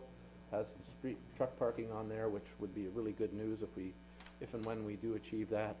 We did get some agreement from the developer of Tuffy McDougal Court, Gray Subdivision, to contribute to some highway winding at that location. They also gave some capital dollars to do that road when the time comes for that. And in discussion with some of the lot owners further in town, Wellingdale being one of them, they're also willing to contribute to the sanitary sewer. So we believe as a staff now we have a project that will work, that we can go out to tender this spring on and get some bids in and get some direction from you to get moving on that without, and we're still ready for Chickadance when the time comes, when they're ready to go, but it's time to fix that highway up. It's time to try and address some of the parking issues we have, and so our recommendation is that you give us some direction to proceed. Just a question, traffic control, you talked about it slightly in here, but would you be doing one lane at a time? How would you I know, I'm very happy to see that it's after Labor Day before the project would be started, but there's no real way out of town if you close that entire area, so how were they planning to do that? It'll be up to the engineers and the contractor to figure out, and when we bring the tenders back for award, we'll know more about it, but the idea is to at least keep one lane moving there, so Okay. that you still have traffic going through. And I think when we were talking to engineers, the scope being a lot less without as much sewer work and whatnot, the delay, the actual time frame could be narrower and the disruption a little bit less too. But, Back on the county, I believe it was the county road tour. Right. We talked about the need for infrastructure from lights out that we were in. That's gonna be postponed. Do I read that correctly? And that we're just strictly do the chewing up the pavement, putting it back down, and then I'm assuming a sealant coat. But just my only concern is that are we better off to do a portion of that, including all the infrastructure? we've asked the county to postpone that to 2015. And have they agreed to Yes. do that? Okay. Yes. Okay, that's fair. As long as we're not, Yeah. you know, like we did on Mill They were Street. waiting for our timetable, it was Yeah, I don't nothing want to, that. yeah. And we didn't want to do that at all and. at the same Tear it back up again and No. put it back down. Mayor Bridge, through you, this connecting link project, it didn't include from the lights out, it included from William Street out to Right. Tim Hortons, basically, is that correct? Yeah, and if I may, through you to the deputy mayor, the initial project was to pulverize the asphalt, to do some curbing, to address the grade rise between William and Louise Street. That was where we originally were. Chickadance was interested in proceeding, and we had some issues out there, so we enhanced our design to include that through reports to you, and in order to try and make things happen for that developer, and we did that. So we do have the design for all the way out. But the storm sewer has to extend all the way into MTO lands, and there's a sanitary sewer that has to go off the property, so it is quite a bit bigger project that we've been talking about for the last 2 years than what was the original application. So, but I think it was important we did that work, because we were ready for Tuffy McDougal, we were ready for Chickadance when they come. And now we can scale it back to what our funds allow. So we budgeted 500,000 for this project, is that correct? That's right. And that includes the 400,000 that we have from the province, or is that a 400,000 on top of that? No, the whole project's budgeted, if I may again, Mayor Bridge, at 500. That includes the provincial allocation, which is 2.5.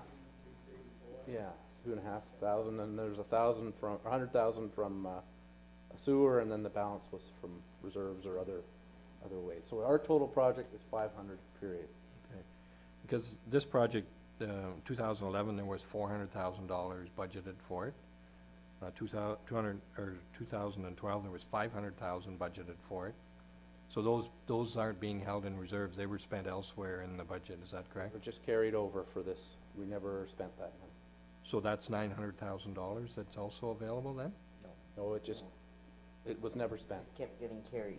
400 carried turned over. into 5. We budgeted to do work and we just never did it because all of it, we weren't able to get it out to tender. It's not, this money that we have today isn't new money, it's just money that wasn't spent, that we've held off and then basically come across. So we never really put it in the, and it was only 234,000, I think the government gave us. So, Yeah. So the whole thing was 1.4 million, Yeah. something to that effect. Yeah. And probably more than that, given the soil conditions, and Yeah. if you went the way the engineers were saying and dug the whole thing up, well, it'd be very expensive, so. We think we can address that with the mesh product in the areas so that we don't have to dig the whole base up. there's mention here about chemical analysis necessary in certain areas. What happens if we find that there needs to be a lot of material removed and treated or hauled away? Is that our expense, or does the government, do they help us with that, or they're 200,000 and that's it, and the rest is up to us? Yeah, yes, it would be our cost. It's generally in the area where the railroad crossed. It's a very thin layer, so we're not particularly alarmed about it, but if we found something alarming, yes, that would be our cost, so. And that would immediately stop things and we'd be back here chatting to you about it. Bill, correct me, when we had that engineers meeting, did they not talk about they were gonna give us like certain sections? Cause they're not sure before we go for tender. We just know we told them we don't have more than $500,000. All these elements in the different color there Yeah. could be pulled out depending on what our costs come back in. So if you decide you only wanna do a shorter piece of sidewalk, or you don't wanna do, curbs the at cost, one right? part, then you'll be able to do that. But that'll come at the award time. I'm not expecting, if I may, on the chemical side of things, we did an analysis of the 2 triangular pieces we got from, MTO. Remember, that was a concern there too, and there was no evidence of anything flowing off the site or anything like that. So what we think we're dealing with, and it's a very thin layer, is just the slag from the rail line where it clogged. That's all. So, and you probably won't, they'll probably analyze it, and you probably won't even have to take it away, you just pave over it. Because we know that the issue with rail line waste typically is exposure. It has to be very, very long. You have to basically eat it for years to have an impact. So you pave over it or you cover it generally. So we should be okay there, but I wanted to, and the engineers have let you know that there are some things in there. Just one more, if I may. You talk about perched water. What exactly is that? Is that just a little pool of water, or is that a? Yeah, well, yes, basically it's if you cut through the layers, there'd be groundwater at one layer and then not groundwater below it. So it's trapped in there. It might be because of the cold weather conditions when the work was done. It might be because there's a concrete road layer there. It might be because there's clay. So if you ran into a lot of that, when that excavation is open, you have to pump the water out and do what's called dewatering, which the engineers can explain far better than I, but they lay it open for a certain number of days and they have to put back clean, dry fill. So, $4. Bridge, by doing this project, that will allow Wellingdale to go ahead with those 2 or 3 lots. If I may, through Mr. Mayor, Wellingdale, and there's another lot, I can't recall the name of the owner on the other side. It's,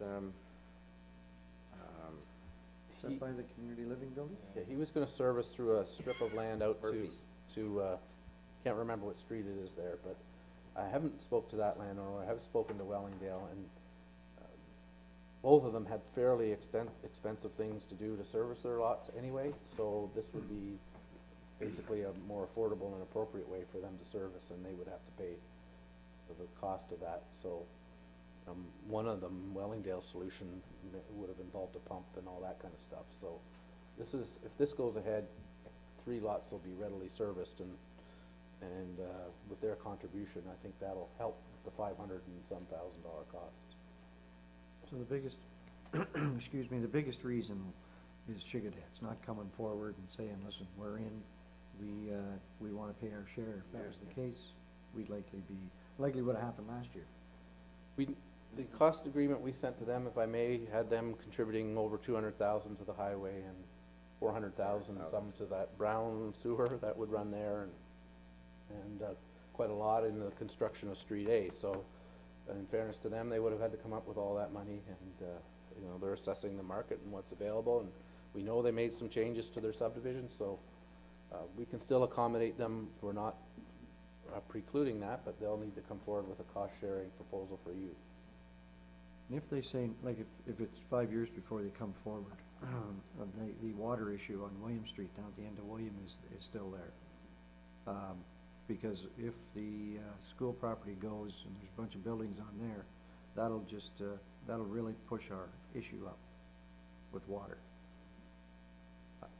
So if the Sugardan's property doesn't go, do we have a plan B? Are you, if I may, are we speaking about stormwater or? Yes. Stormwater now, we're not about the road. Yeah, stormwater. All right. The stormwater for the Harrison Senior School and that kind of thing, we think we can handle on site. We had originally thought we might divert some water through Sugardan's from that area. We can't do that now because that subdivision hasn't gone ahead, but that's not really gonna affect the Harrison Senior School project. So I don't foresee any problems from stormwater wise if Sugardan's doesn't go ahead. But we don't have the final solution from Triton on the North Ward drainage, Yes. and that will have to come back to you. But if we go ahead with this work, we can still address that separately. Sure. Thank you. I'm just gonna ask, part of the problem we did wanna go ahead with this work anyway is that grant. It's been, in the works or whatever, how you say it, for years. And there was a concern that if we didn't use it soon, we may lose it. Was that not correct? Seeing they don't have that program anymore either, Connecting Links program. So I just wanted to verify that we know for sure that the grant is still available to us at the end of the project? We still have the money. Oh, we've actually We have the received money. the money. we've got the money, okay. Yeah, it's in our pocket, so we have to take it away from us. Okay. So I don't think Gordon would let them. But it's important, I think, we move forward. The condition of the highway is deteriorating. And I know the residents up there have been putting up with the traffic and the trucks and the rumble. And I think for a safety perspective, getting some sidewalks up there is desirable. People are walking out to the restaurant and to the new to that new development. And so I think there's a good project here for us to go ahead with now. Anything else? Okay. For Mayor Bridge, Here's a recommendation. my recommendation is that you receive the report, and I should say that both Brian and Gordon have been very active in working through some of these issues, so I just happen to be the messenger today. But that you direct staff and BM Ross to proceed to cost a project involving full-depth asphalt pulverization, grade raise between William and Louise, repaving with mesh material, installation of a sanitary sewer to service Wellingdale lots, sidewalk extension north side of Aloria to Tim Hortons, and curbing to restrict truck parking. And that prior to tendering, a preliminary cost estimate and construction timeframe return to council for approval. I have a question first, Mayor Bridge. Yep. The figure, and I don't recall the figure I read in here about engineering costs for this. Is that included in the 500,000? We incurred some engineering costs already, and they were paid out Already. last year, Yeah. so their engineering would be part of that too, yes. Yeah. Okay, thank you. Also move. Moved by Counselor Faulkner, second by Counselor Turton, all in favor? Carried. Okay. And, Mayor Bridge, it's my turn again on the council per diems. yes, At your meeting, I guess it was 2 weeks ago, you approved the expense report and you asked that I clarify how council expenses are determined and eventually claimed. Fairly complete report and a recommendation on a policy for you to consider. I should note too that we did go back, the mayor and I, and look at the expense claims, and generally our internal accounting, our checks and balances, and our sign-offs are generally working. I think while there is a range of what you have claimed, I don't believe there was anything that was claimed that shouldn't be claimed. And we'll get more into how the claims worked in the past and so forth as we go forward. But, you know, we have a board of directors that's running a multi-million-dollar corporation with the health and welfare of 9,000 residents and 5,000 water users. And it's important that the board obviously be compensated adequately and that their compensation be transparent, and I think, and appropriate. And I think it is appropriate. I think you've maintained your budget for the last 2 years that I've been here very closely, and that I don't see any signs of any issue here with what individuals are putting in. So I wanted to say that up front, and I know it's difficult for you to say, but the policy that was put in place for you for the past council, you have been, in my mind, adhering to.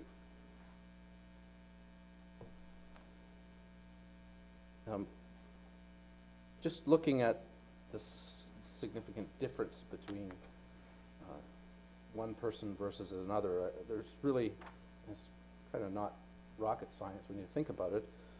It's the number of appointments you have, committee appointments you have, and your attendance that make a big difference on how much you claim, but also when you put in your claims. So just to remind you, we did do some reassignment for committee work. One of the councillors was carrying quite a few more assigned committees than another, so that would have resulted in more claims. The other thing is that without council changing its budget, we scheduled 9 additional public liaison meetings in 2012. 6 of them were on the strategic plan.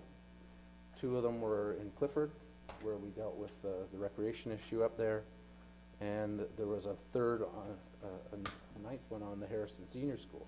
In my mind, those were all meetings where minutes were taken or notes were taken, where I think a counselor who would attend those would receive a per diem for those. So if everybody went to all those meetings, you could see how, you know, you might approach near the budget. So that's 9 meetings that beyond the regular council meetings and committee meetings that you probably weren't anticipating in 2012. That said, that's very, very important work that had to be done.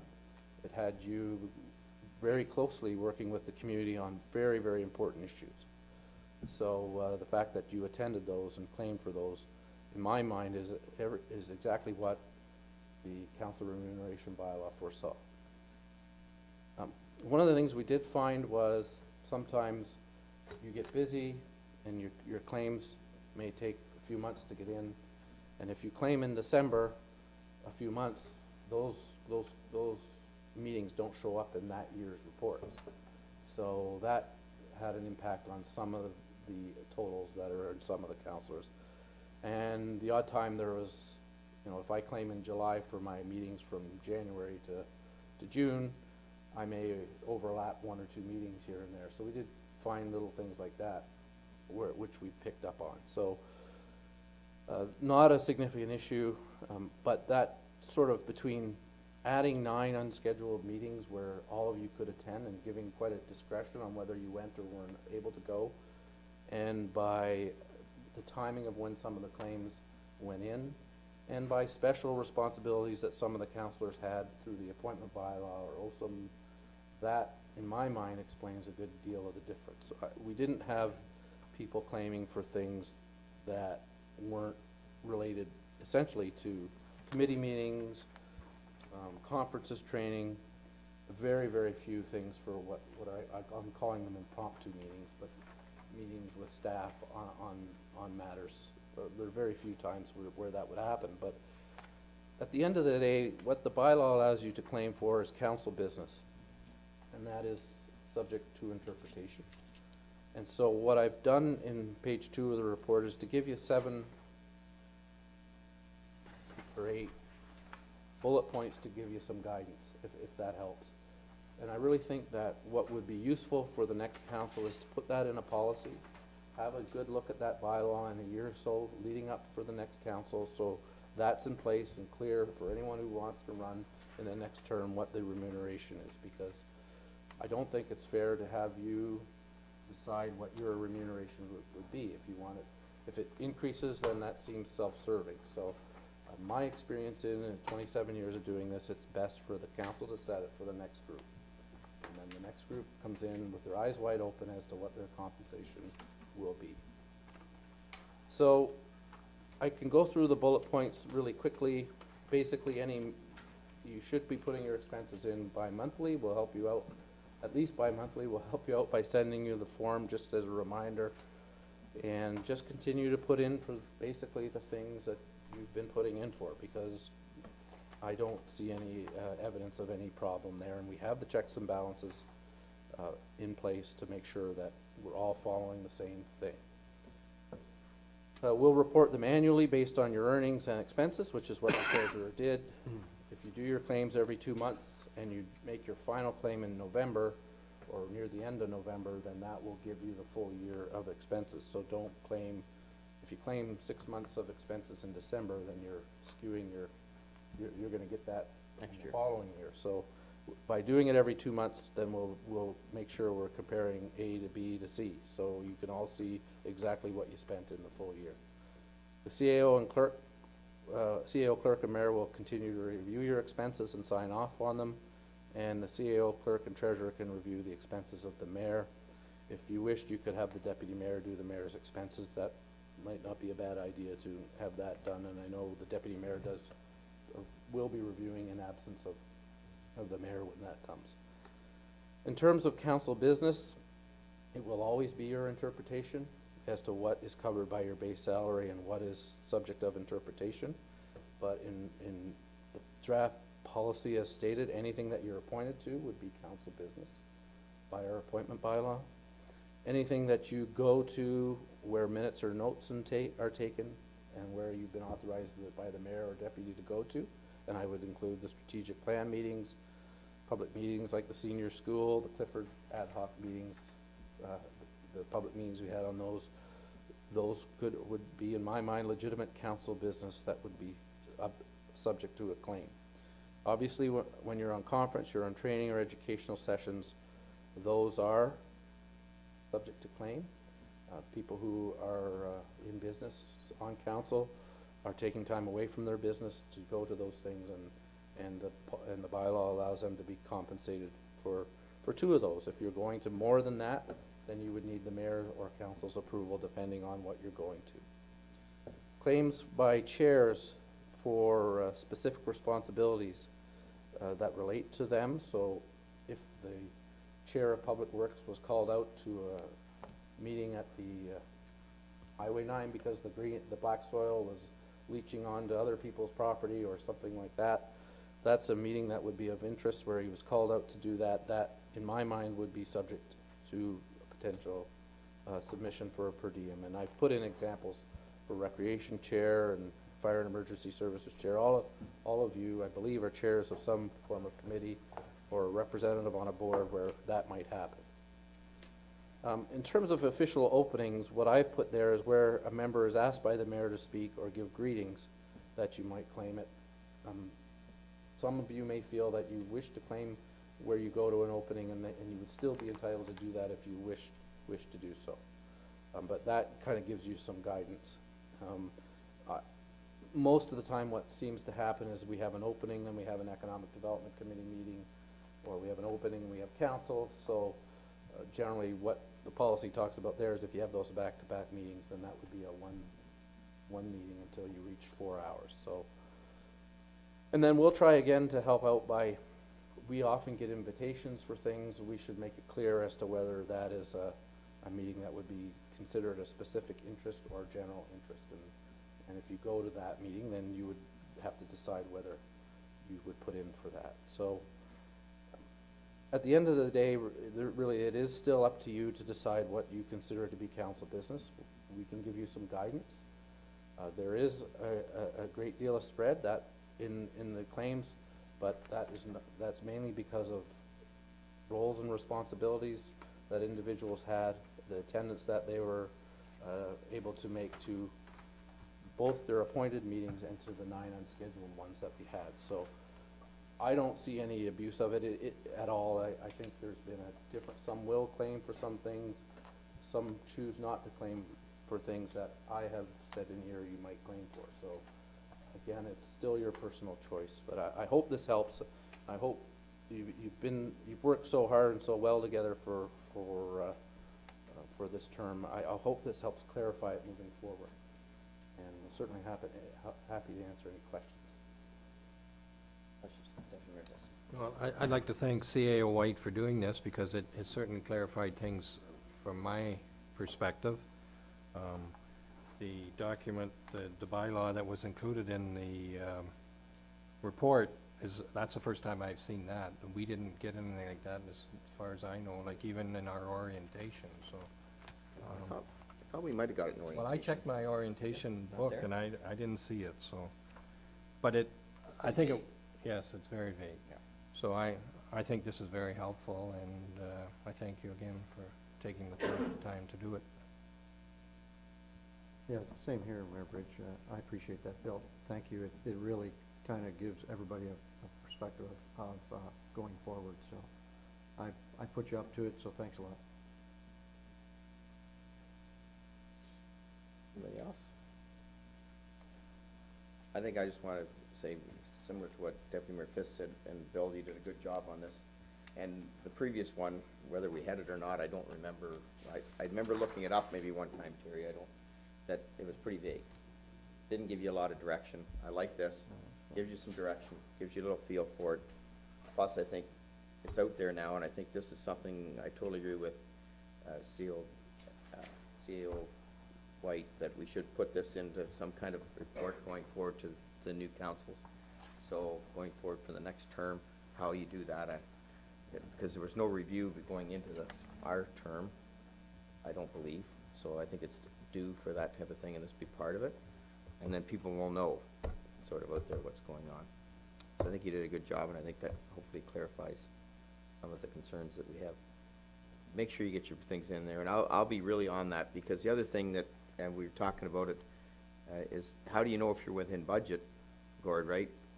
If we don't get them, like, and I was as guilty as somebody else. I mean, sometimes I would never think of putting them in every 4 months or something, but as you're going close to the end, you want to know where you are, and if we have to go back and talk to people or whatever, and as we go forward, we will be talking to you if we think that you're strayed off the guidelines. And that's just going to be just part of the package, and I don't think there's a real problem right now, but I want to go forward on that. Because we're within budget, are we not, Gordon?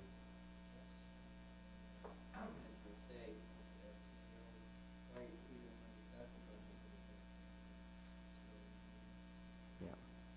And if you do recall, we moved some of your budget into water and sewer, because we were doing a lot of time on water and sewer, so that's why there's a bit of so make sure that you understand that there's money in water and sewer that this council and some staff, because water and sewer only goes to water sewer users, and we're sitting there doing a lot of stuff on it. Yeah. Yeah. So, yeah, I think somebody was concerned that we were over, but we weren't. We were within budget to what we had actually budgeted. Mayor Bridge, my recommendation is that you receive this report and that you operate generally according to that report, and that probably in January, I would bring back a full review and a bylaw that you would pass to prepare for the next council. And I think that would give some time for us to continue to work as you have been, as transparently as you have been under this policy, and then set the tone for the next. Councillor Caldwell, anybody else? Councillor Turton, all in favor? Carried. Okay. good. And now, next up is fees and changes to bylaws. Mayor Bridge, this is just a summary of the fees and charges that are being considered for bylaw next meeting. Both the papers, or one of the papers, will have an advertisement for the fees and charges coming up. So I wanted to let you know, remind you of the things that were discussed. You did have a report on the ice rates before, and those will be included. The cemetery rates and the water rates were done by separate bylaw. They're included in this new bylaw. And then the main new change is the frontage fees for infill lots. And that you had talked about, and we are gonna get a notice out to some of our developers to remind them that that will be coming up at our next meeting. And that's that $221 per meter charge for infill lots, essentially putting them on a somewhat even playing field with a person who does a new subdivision. Someone who subdivides just 1 or 2 lots is contributing back towards their infrastructure. Whereas Mr. Gray or Mr. Gill, when he goes ahead with his subdivision, he had to actually pay for the full cost of that sewer and water input there. So that was a fee that we had brought forward through PEG and some of the public works people for a discussion here. That was referred to Business and Economic Development for review, and they came back with a recommendation. So those, along with some administrative fees in the treasury area for NSF checks and that kind of stuff, are what would be in the new bylaw. And just for clarity moving forward, rather than having 1 or 2 or 3 public meetings and bylaws, we're gonna try and do this all in the fall and perhaps adopt the bylaw in December for the next year. So this will take care of your fee increases for 2013, and there's some rates in there for 2014. We'll do a new bylaw at the year end for next year for all the other charges, if there are any new ones. But we'll have that all together for you when we move into budget, which we're hoping to try and do first meeting end of November, second meeting end of January, so that we can get more of our council here for them, because February has been a problem month for you, so. So that's sort of where we're heading now, and one bylaw, repeal all the others. So we don't need to adopt the bylaw tonight, it's just there for your information. Motion, or recommendation is that you just receive it, but I try and answer any questions that you may have on it. Questions? Deputy Mayor It's Fisk. not a question, I guess it's, I think the date should be April 16th as far as under comments. Yes. That's our next council meeting. Yeah, 16th. The minutes also shows up in the recommendation, and should be changed as well. It's April 19th. Having a moment. Okay.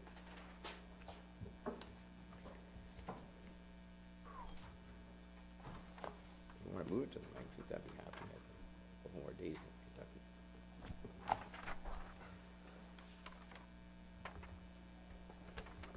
Okay. Recommendation, you got it there. Council receives from the CEO clerk report 26, 2013. Before you change that date, did you say it should be the? It's the next council meeting, is it not? It's the 16th. Yeah, Okay. From the that's the next 19th council to the Yeah, meeting. 16th. that's correct. Yeah, I was gonna say, the reason Today's Yeah, the I second. thought, I've gotta be back on the 15th to be here, the 16th, so I knew it was the 16th, but I didn't. Today's the second, it's gotta be the 16th. It Yeah, is it is the the 16th. 16th. Yeah, Again. okay. Regarding the updated fees and charges bylaw, the council considered the update bylaw in regular session on the April 16th, 2013 meeting. The mover? sure. Deputy Mayor Fisk, second by Councilor Faulkner, all in favor? Right. And I gotta turn it over now to Councilor Turton to assume the chair. Thank you, Mayor Bridge. We have 3 items today on the Public Works agenda. Public Works Chairman. Our Public Works Director, Brian Hanson, is not here, so he's had some health problems, but we'll get him back to work as soon as we can. The first item is to do with the Green Legacy Days. Just a bit of housekeeping here. Annually, we give out trees, and we've set the date. the Minto Public Works Operational Center located right out here for May 11th. And I'll ask CAO White if he wants to make some comments on this. Just very briefly, remember we had lots of trees last year and they didn't all go out? No. So we're starting early to make everyone aware that on Saturday, May 11th, bright and early, council could volunteer their time, and I think my wife and I will be down here to help give out trees.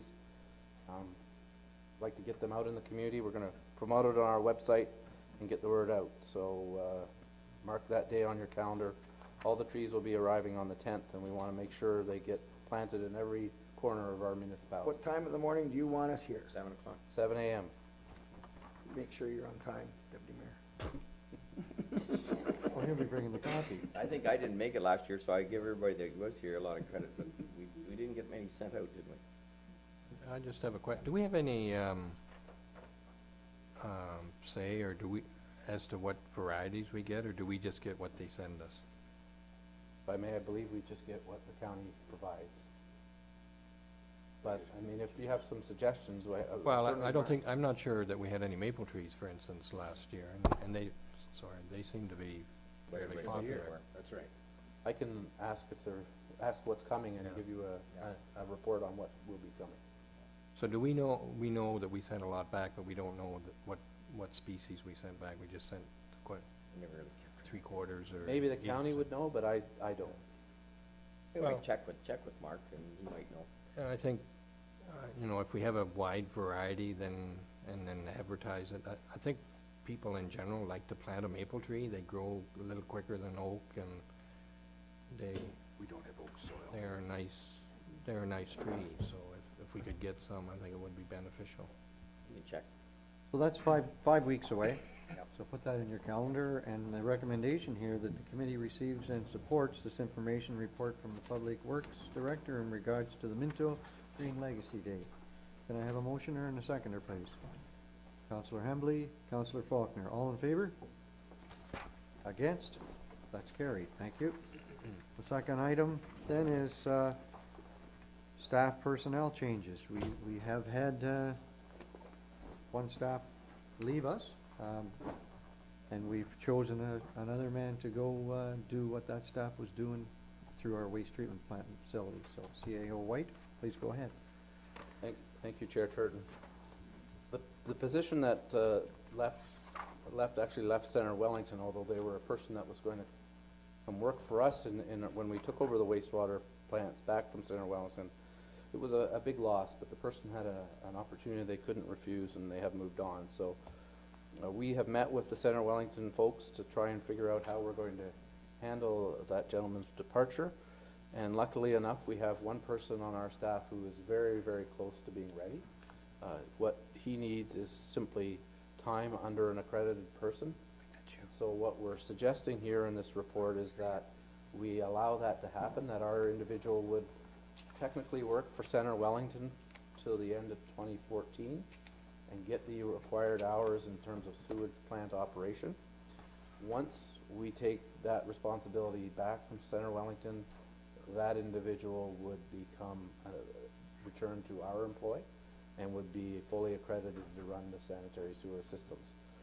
We are also lucky enough to have several people in water training, enhancing their skills to include the sewage qualifications. So I know personally of at least 2. So by the time we're done here, many of our water people will be cross-trained in both areas, but we do need a responsible, qualified, full-time operator to take that back from Center Wellington.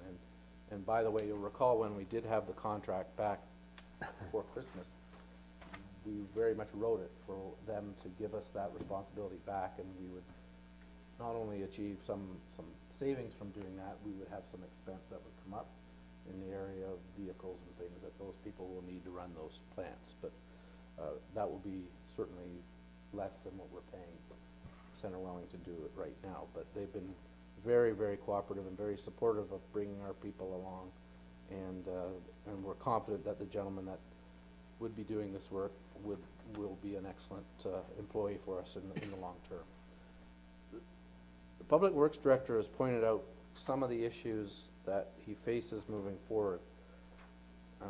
One is that not only are our water operators, but when the time comes, they're plow operators too. So, while we can't ever neglect our water duties, and I would say that's obviously the priority, with a winter like we've had, they're called upon to work plows and do double duty. And the kind of winter we've had has made that a challenge. So right now, we're essentially, we'll be down one person in that area. And what he's sort of preparing you for is that we'll probably try and do that with some more seasonal people next year. So we'll be back to you with a report on winter control, and that we'll be probably looking at more seasonal on-call people rather than, and maybe putting less of a demand on our water people. The other thing that he has talked about is that we will be recruiting a water sewer operator to replace the person who's moving over to Center Wellington. That's not just a water operator, that's a water sewer person. So we'll be looking for those dual responsibilities. And that, right now, we're staying at the same number of staff, but that person would be an additional staff once our person comes back from Center Wellington. But that won't happen until we're ready to take it over, and we're not paying them anymore to run that for us. So there may be more than one person needed to fully run those systems. We'll be back to you on how that will happen. So you'll make that decision, and Public Works Director will have to figure out exactly the person power that he needs to make sure that runs as well as our water systems run. So, Any questions for our CAO? Deputy Mayor, please. I'm just wondering, and probably the answer is no, but is there any way that we can prevent this from happening again, like a commitment from the individual that's being treated, that he commits to work with us for X number of years? No. Or- well, No. it may be, I don't know. we have the wording of the contract, if I may, Mr. Chair, through you. The wording of the contract with Center Wellington has yet to come back. It's kind of happened quickly, this change, but it'll come back very much along those lines, that they know that it's someone who's coming from here to there and will be coming back. There will never be a guarantee, but knowing this individual is a local person, pretty strong ties here, then I'm confident he will come back. Not that the other guy wasn't, but he, you know, those kinds of offers, I guess he couldn't resist. So there's no guarantee, though, and with any staff, that you would invest in training and you prepare them to do the job. You think that they're going to be here for a while, and then something changes in their lives. So, Mayor Bridge. And just to clarify, one of the concerns when I heard about our gentleman leaving was I thought maybe he went to another utility or whatever. And he left the actual career. He went to a Left the different trade? career, left the trade. Yeah, and that's why I thought too, He went- Terry. I thought, well, maybe we train them and then they go somewhere and we lose them. He went But back to what he used to do. He went back to what he used to do with large money, and, that's just a career decision he made. So I felt a little bit better then, because I thought maybe we were doing that. We were kind of training them, and then maybe a city picks them up and we lose them. But that wasn't the case here. But, yeah, hopefully anytime you train somebody, you always have that opportunity to lose them, but.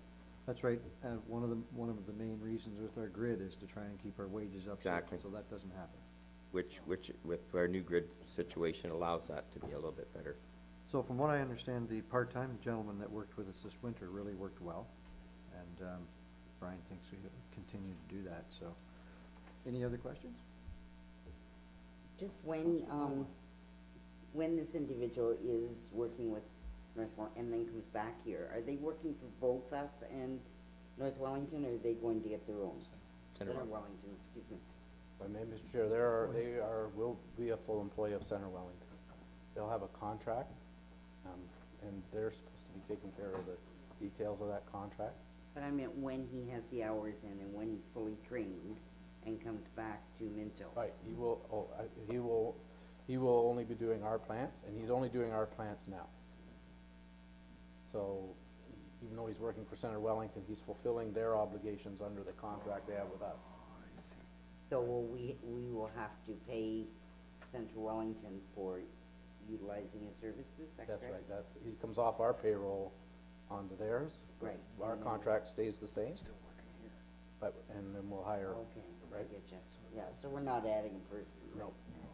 The only, Go ahead, through Mayor you Bridge. guys, the only time we'd add is if we decide, and that'd be a big decision for us to make, if we decided we're at a position where we've got everybody trained, and we take that right back from Center Wellington, and we run it ourselves.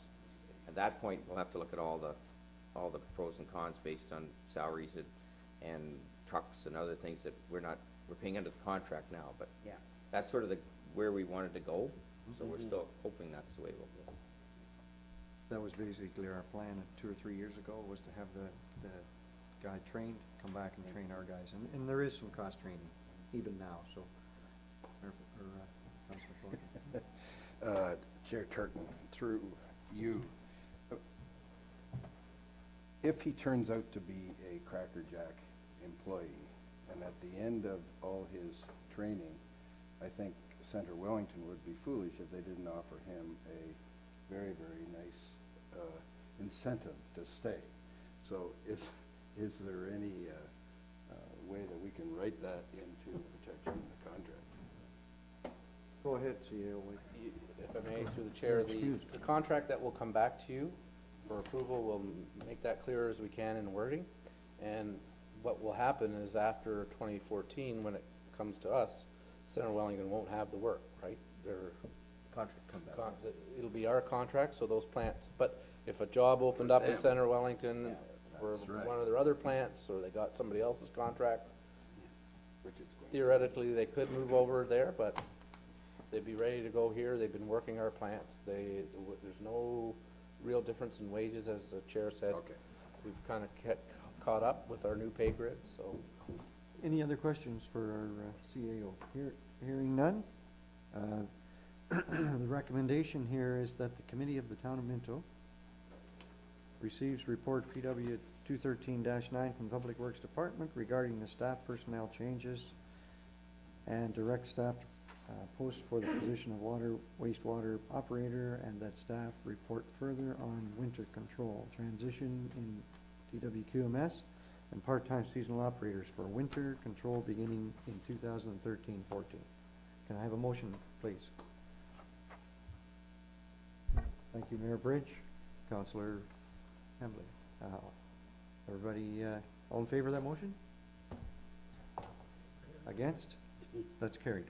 Thank you. So the third item here is the inflow and infiltration in Palmerston. As you're aware, we have done approximately 50% of the manholes, and I believe that our Public Works Director was asked to see if there was other people out there cheaper to do some of these jobs, and so that's what you see in front of you. He did do some homework.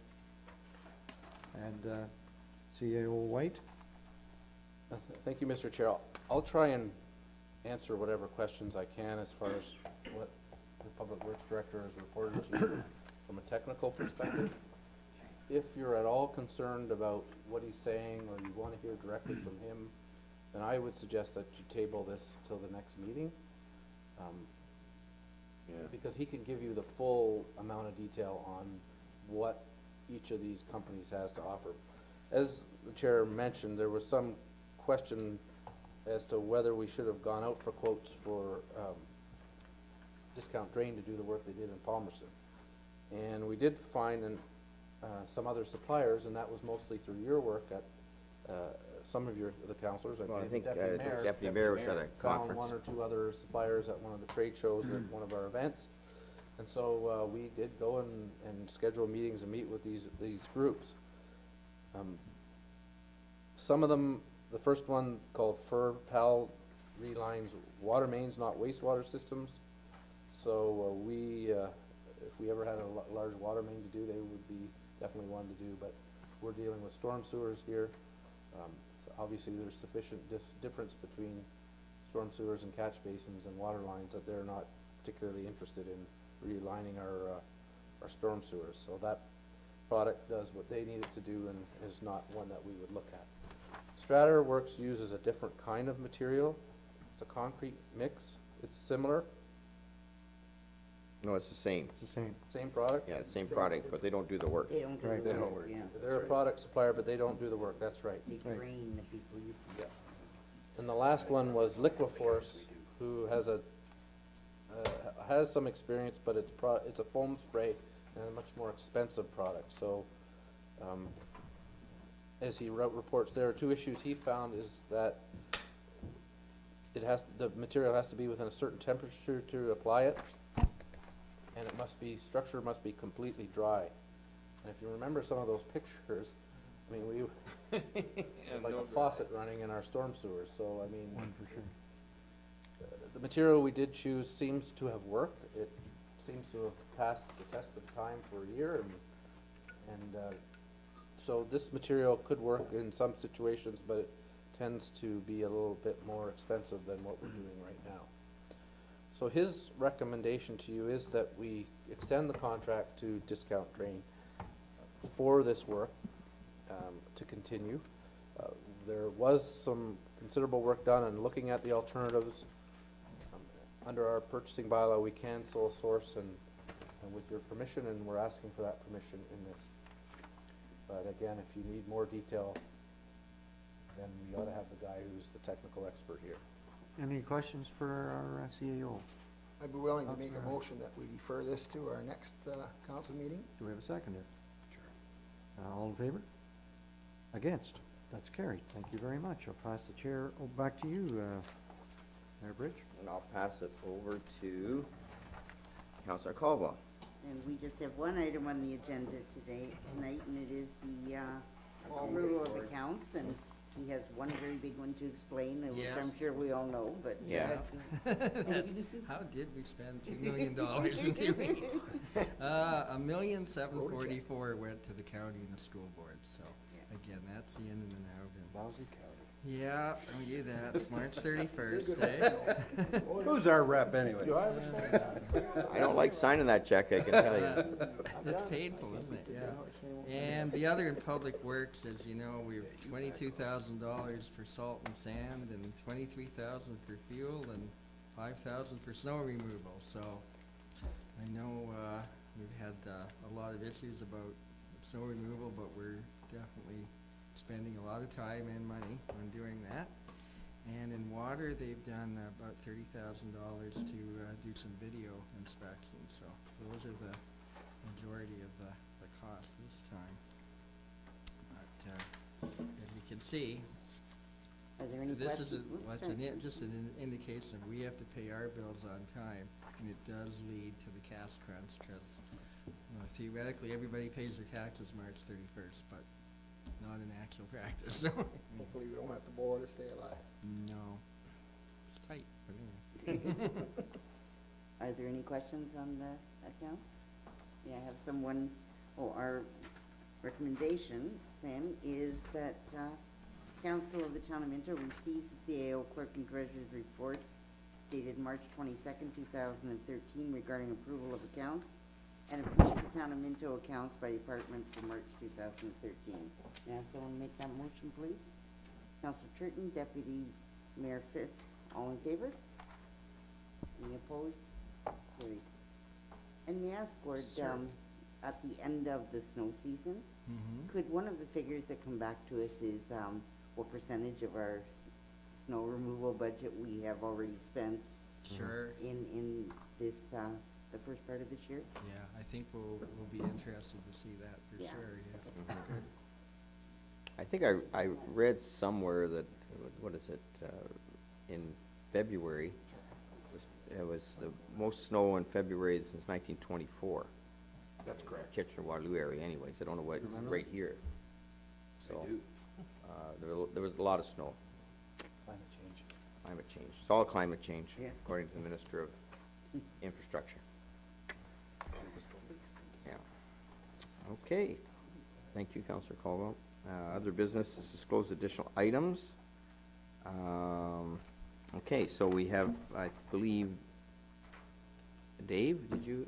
Yes, sir. Thank you, Mayor Bridge. I just wanted to update everybody on the August 24th, 23rd, 24th, 25th, the Heritage Weekend in Hairston. We've had a couple additions. Seems like every time we have a meeting, we have more stuff happening that day, but just a quick rundown. We have the Historical Society, led by Carol Holmuth, and they've got the Ontario West Coast Garden Railway here, Friday, Saturday, and Sunday, and that's going to be set up at Hairston Motors. As well, Hairston Motors are gonna have a touch the truck for kids. And they're hopefully gonna have a helicopter there and a few other things, some old trucks, old cars, tractors, whatever. Fire truck. The firemen, yes, sir, the firemen are going to be there. We're doing a barbecue.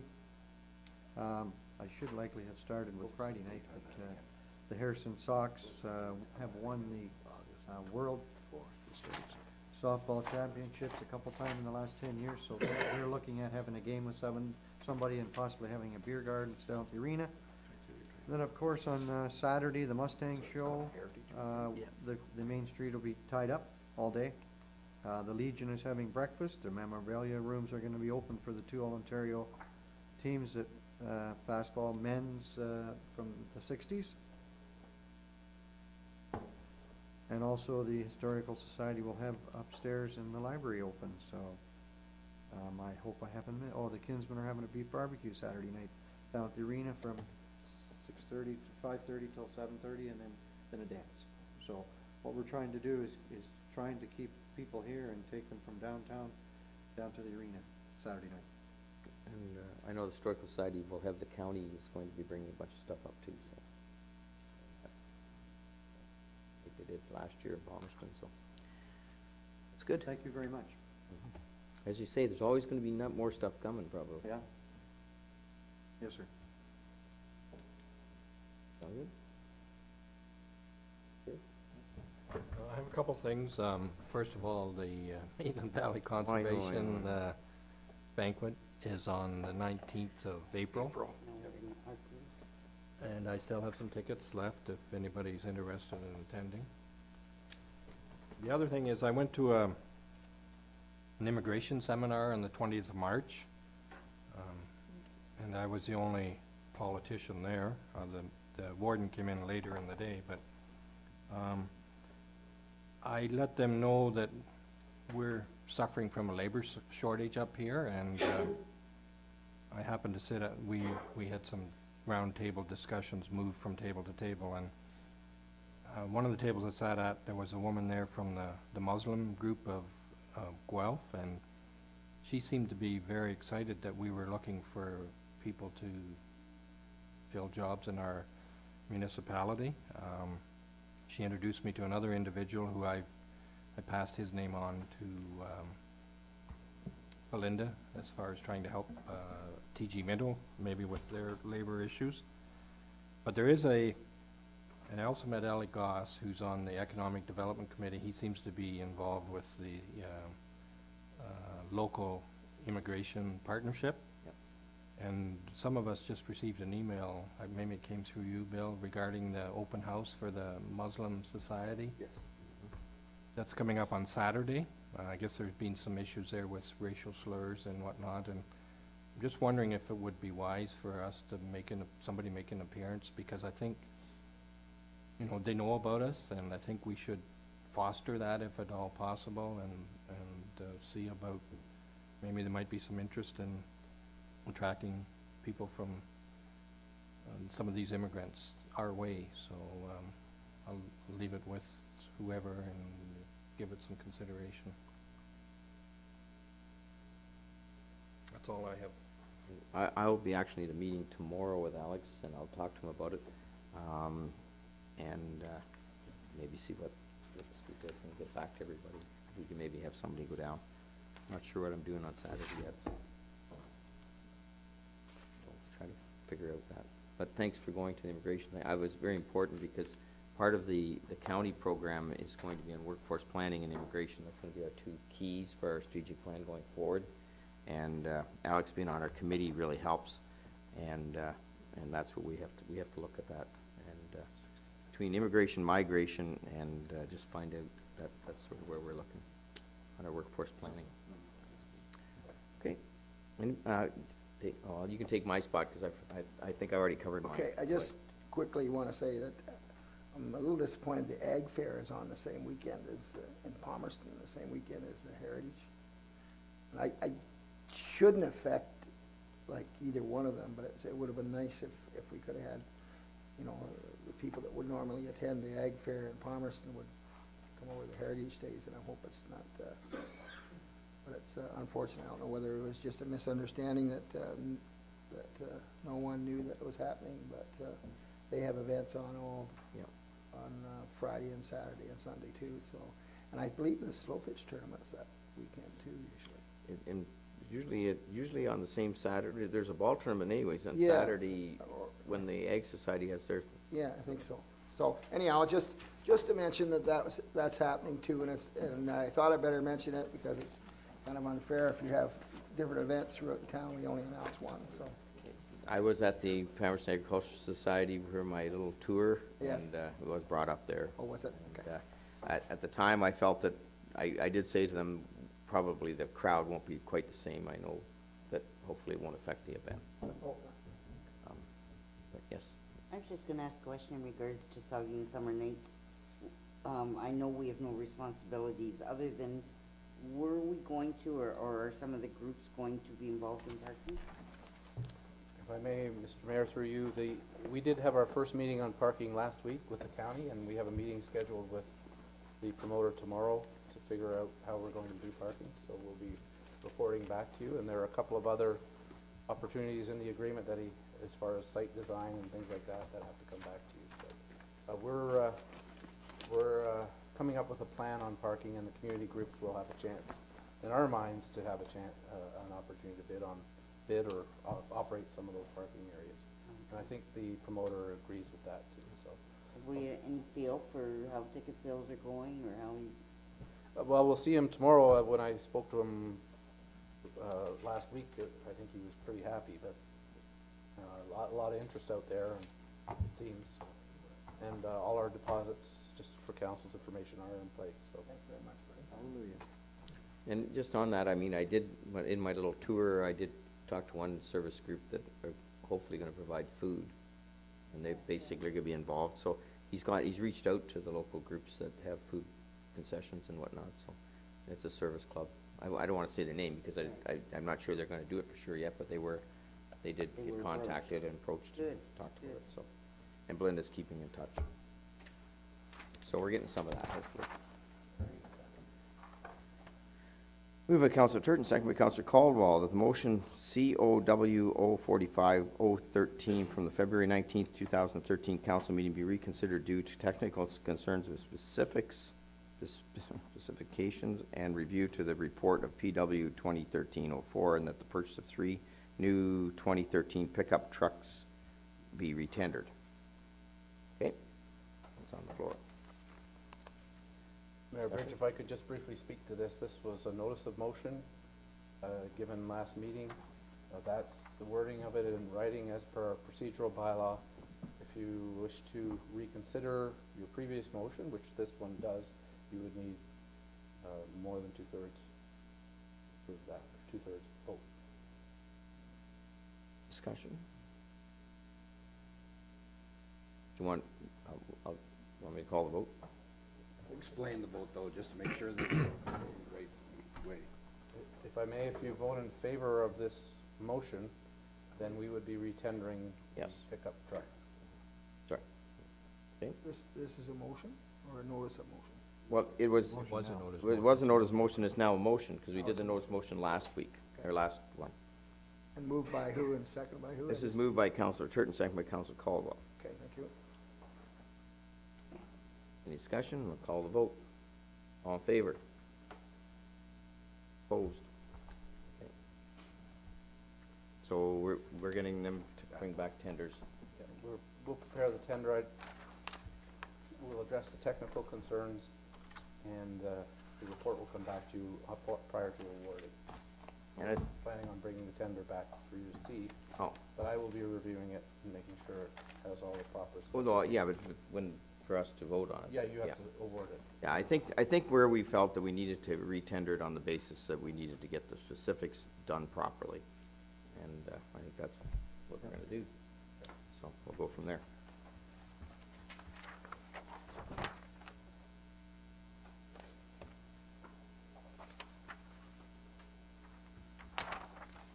Moved by Counselor Caldwell, second by Counselor Turton, that the Council of the Town of Minto ratifies the motion made in Committee of the Whole. All in favor? Carried.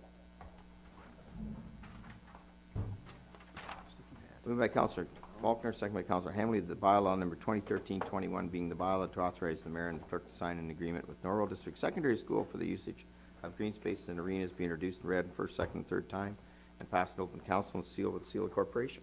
All in favor?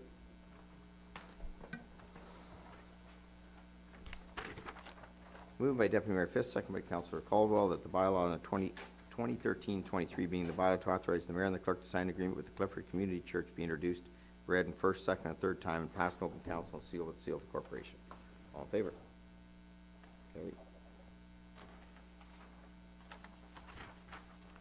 Moved by Councillor Turton, second by Councillor Faulkner, the bylaw number 2013-24 being a bylaw to restrict the weight of loads to be carried on vehicles on municipal highways be specific for a specific period of time be introduced and read in first, second, and third time, and passed in open council and sealed with the seal of corporation. All in favor? Carried. Moved by Councillor Caldwell, second by Councillor Turton, the bylaw number 2013-25 being the bylaw to confirm the proceedings of the April 2nd, 2013 committee and council meeting be introduced and read first, second, and third time, and passed in open council and sealed with the seal of the corporation. All in favor? Last week. Opposed? Nobody? Okay, I just want to see some hands there. Moved by Councillor Elliott, second by Councillor Hamley, the council of the town of Minto adjourned to meet again at the call of the mayor. All in favor? Okay.